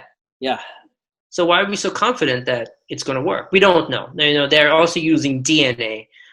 They're using a weakened virus, adenovirus, is a company in I think it's AstraZeneca and Oxford University. They've developed or developing a vaccine where they're using another virus, adenovirus, and a weakened virus, and they're attaching a piece of the genetic code from COVID-19 to that virus and injecting it into you. So you develop it. So that's what platform means. Is basically it's almost like a vector or how they're injecting it or using it. So the old way of doing it was you have a live, you weaken the virus or you kill the virus or bacteria, and you have the cultures grown in eggs in a lab. The problem with that, it really takes a long time for production. The newer vaccines, you can quickly produce it, but we don't know if it's going to work. So that's sort of when people are reading about and learning about the vaccine. Oh yeah, vaccine's going to be available. It's going to work because we've never used it before effectively in human beings. And is it going to be safe? Is a big thing too, right? Absolutely. There's a couple of these things. People have said they've come down with really bad infections and sort of cold and respiratory problems and fevers and chills and whatnot. So, here's the thing. You've got people that are going to say, if you've got all these complications and side effects, you're going to have, when most of the population says, I don't want that vaccine because it's going to make me feel like crap. I'll much rather take my chances with COVID and weather through that. And God knows what other complications and side effects you have with it, then that defeats the purpose of the vaccine. So that's really nothing I have seen so far that is going to, that seems promising. But I will say something, and this is very, I'm going to get a little sciencey, but this is sort of a very important concept I think people should know about. There are some things in the body called a galectin. So what galectins are, they are carbohydrate proteins in the body. The reason I'm mentioning this, there's a couple of papers that have now been published in the last month or so. One of them at the University of Illinois. I'm happy to send all the links to you, for your viewers to read about. So galectins are carbohydrate proteins, and some researchers now say that galectins, this carbohydrate protein, is playing a key role in COVID-19. That what happens is, remember I said that there's a sugar covering on the spike protein of the virus. It's a carbohydrate recognition virus. It's looking for this specific carbohydrate protein. Yes. It's in all of us. We all have it. It's part of signal transduction. It's how messages get sent in the body. Some people have higher levels of galectins. So what happens is the virus forms a complex with the galectin. And some researchers, and there's a lot of companies now that are looking into blocking that complex, and you can neutralize the virus. Huh. Yeah. And there's what's called a galectin inhibitor. It's a couple of publicly traded companies that are looking into this.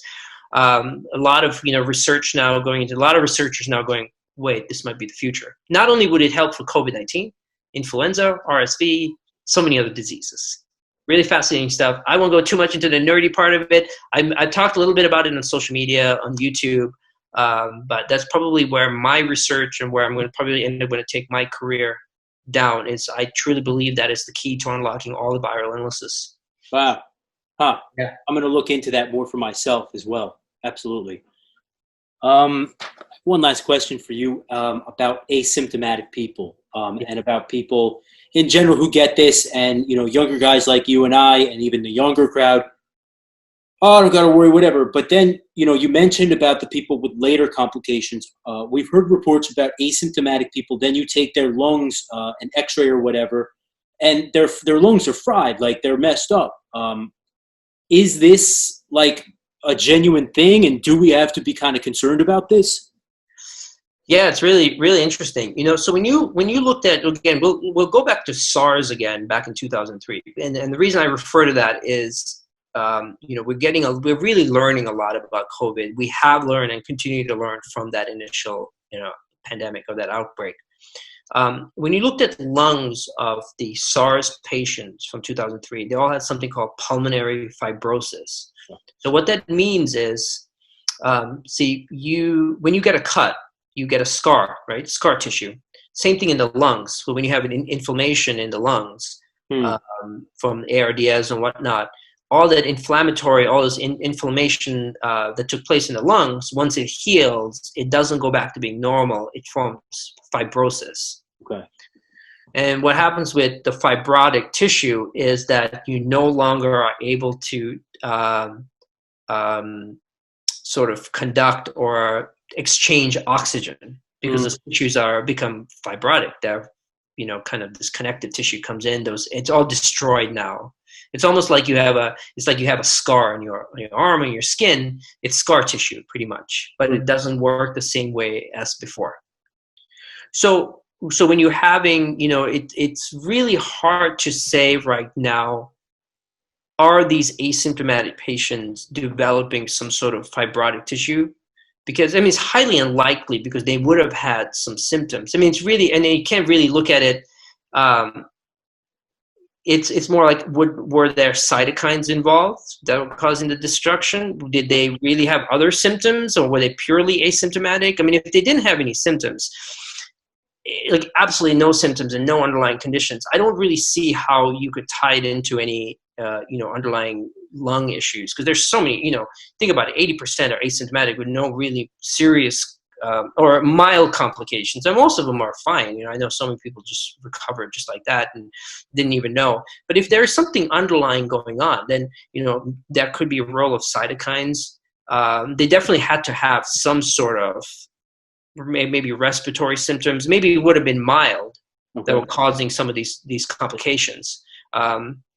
But I don't think it would be completely, I don't see any correlation between any lung damage and it being completely asymptomatic. Now, and no underlying conditions. You see what I'm saying? So, maybe if they had asthma, COPD, maybe they're a smoker, that kind of, those things could have contributed, even though they're asymptomatic. Maybe with the virus, some sort of attacking, because you've already got a weakened tissues and whatnot. That could be something taking place. But if you're asymptomatic and no underlying disease, I don't really see how there's a connection there.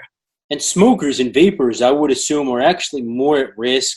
Even former smokers and vapors are a little bit more at risk than your people out there who may never have used that.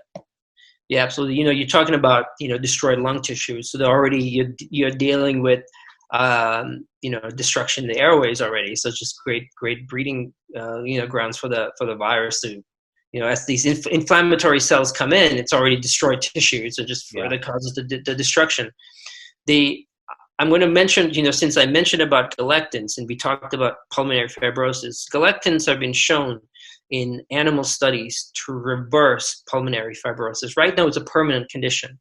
It's the only permanent or non-reversible complication from COVID-19, or from SARS. The only non-reversible complication this researchers found was pulmonary fibrosis. Oh. So if you get it, you're like, there's nothing we can do about it. But galectin inhibitors in animal studies have shown to reverse pulmonary fibrosis. Wow. Yeah, mind-boggling stuff. I know. And the interesting thing too, you know how when they say people with underlying diseases, with obesity, diabetes, cardiac disease, underlying infections or underlying conditions increases your risk for COVID-19 for severe symptoms. Unknown reason why. Everyone says, oh, because their organs are weakened, their heart's weakened, they don't really have a real explanation. Galectins. This is in the literature. Galectins are elevated in diabetics, in obesity, in cardiac disease, in hypertensives, in kidney failure. So again, I'm going A to B, we can connect it. Can we go look at it? So that's where my research, that's where my focus is actually trying to measure people's galectin levels in COVID-19 and see if this theory has some legs to it. Because if it does, then that could be something that we can measure people outpatient. Let's say I can measure your serum galectin levels and be able to, as one of many markers, and determine some risk stratifications. Like, well, if you get COVID-19 or any sort of carbohydrate recognition virus like influenza, RSV, then your risk is going to be slightly elevated because you got elevated galectin. So what can we do about it? Can we block it? Can we give medications? That's really what I mean when I said earlier about clinical relevance. It's not just measuring and being like, okay, that's good. What do we do to save your life? What do we do to prevent infection? What do we do to give a higher quality, higher standard of care and quality of life for people? And I mean, I got to say, like, I've known a few doctors in my time, but Doc, you're speaking nothing but sense here. And I love where you're going with the galectin thing. I think that you're really onto something here. And I can just intuitively tell. I can't tell you how grateful I am to have the opportunity to sit down and talk with you. It's really been truly an honor for me. So thank you so much for coming on and talking with us today. No, I appreciate your time. I really love interacting with people. I love people. I love yapping and talking and brainstorming ideas and exchanging. Like I said, it's all a learning platform. So thank you so much for reaching out to me and giving me the opportunity to speak to you and talk about some of these topics. Appreciate that. I'm glad we could make it happen. So Dr. Yogendra, where can guys get in touch with you? You've got the YouTube channel, which is, it is, I can't believe I'm blanking on that. Excuse me. It's ECA Echo Charlie Alpha Wellness on the YouTube channel. Am I correct? No, it's Dr. Yo. So everyone calls me Dr. Yo.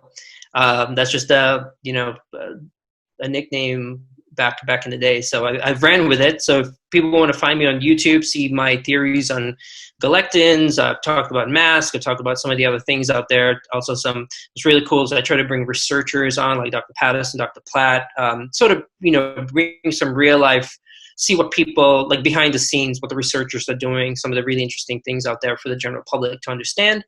You can find me on YouTube, Dr. Yo. I'm also on Instagram at ECA Wellness. I usually try to answer, all the questions as long as they're medically related. I get some nonsense once in a while, but as long as they're medically related, I will try to, at least if I don't know something, and a lot of times I don't know, I will find you that information or study or get you in touch with a researcher. To educate myself and also whoever's reaching out to me. So happy to help out. If anyone has COVID family members, I'm putting myself out there. I'm happy to sit there and talk to you, tell you, I don't have all the answers, but at least I would say, look, consider certain options. I understand families may not have a doctor in the family. They don't have anyone to talk to. Just to be like, hey, they're doing this. What does it mean? What do these tests mean? What are all of this? We can be pretty overwhelmed. Either dealing with the emotional part of the family member being sick, the parent, the grandparent, the loved one, husband, wife. So sometimes all of that information can be really hard for them to discern. No one's really sitting down to them. And I've done that for, I can't even just countless number of people from all over the world. I'm happy to get on Skype, get on Instagram, send some emails, text messages. My number's on my website. People want to shoot me a text. And I'm happy to just say, okay, listen, this is what the doctors are doing. Maybe you can talk to them and consider doing this, X, Y, Z. Here are these medications. You have to remember there are hundreds of experimental medications out there. I don't know everything. Other physicians don't know everything. Part of it is educating each other. So again, my whole thing with the YouTube channel, social media, is to really help other physicians too. It's been, hey, listen to this information. Here's a source. Here's something there. Can you consider this? So that's what it is. I'm happy to, anyone wants to reach out. Happy to talk to them. Happy to help out. And end of the day, I'm trying to help save lives, and people can go home and spend time with their loved ones. That's incredible. That really is incredible. And that's at ECA Wellness on Instagram. Yep, that's correct. Outstanding. Well, Dr. Yogendra, thanks again for coming on. I really appreciate it. Yeah, appreciate your time, and we'll be in touch. Thanks, Will. Appreciate it. Absolutely. Guys, until next time, please remember that you are your first and last line of defense. And don't forget, throw some comments down below. Give us some thumbs up. Let's drive up this algorithm. All right, guys, I'll catch you on the next Tactical Podcast. Thanks, everybody.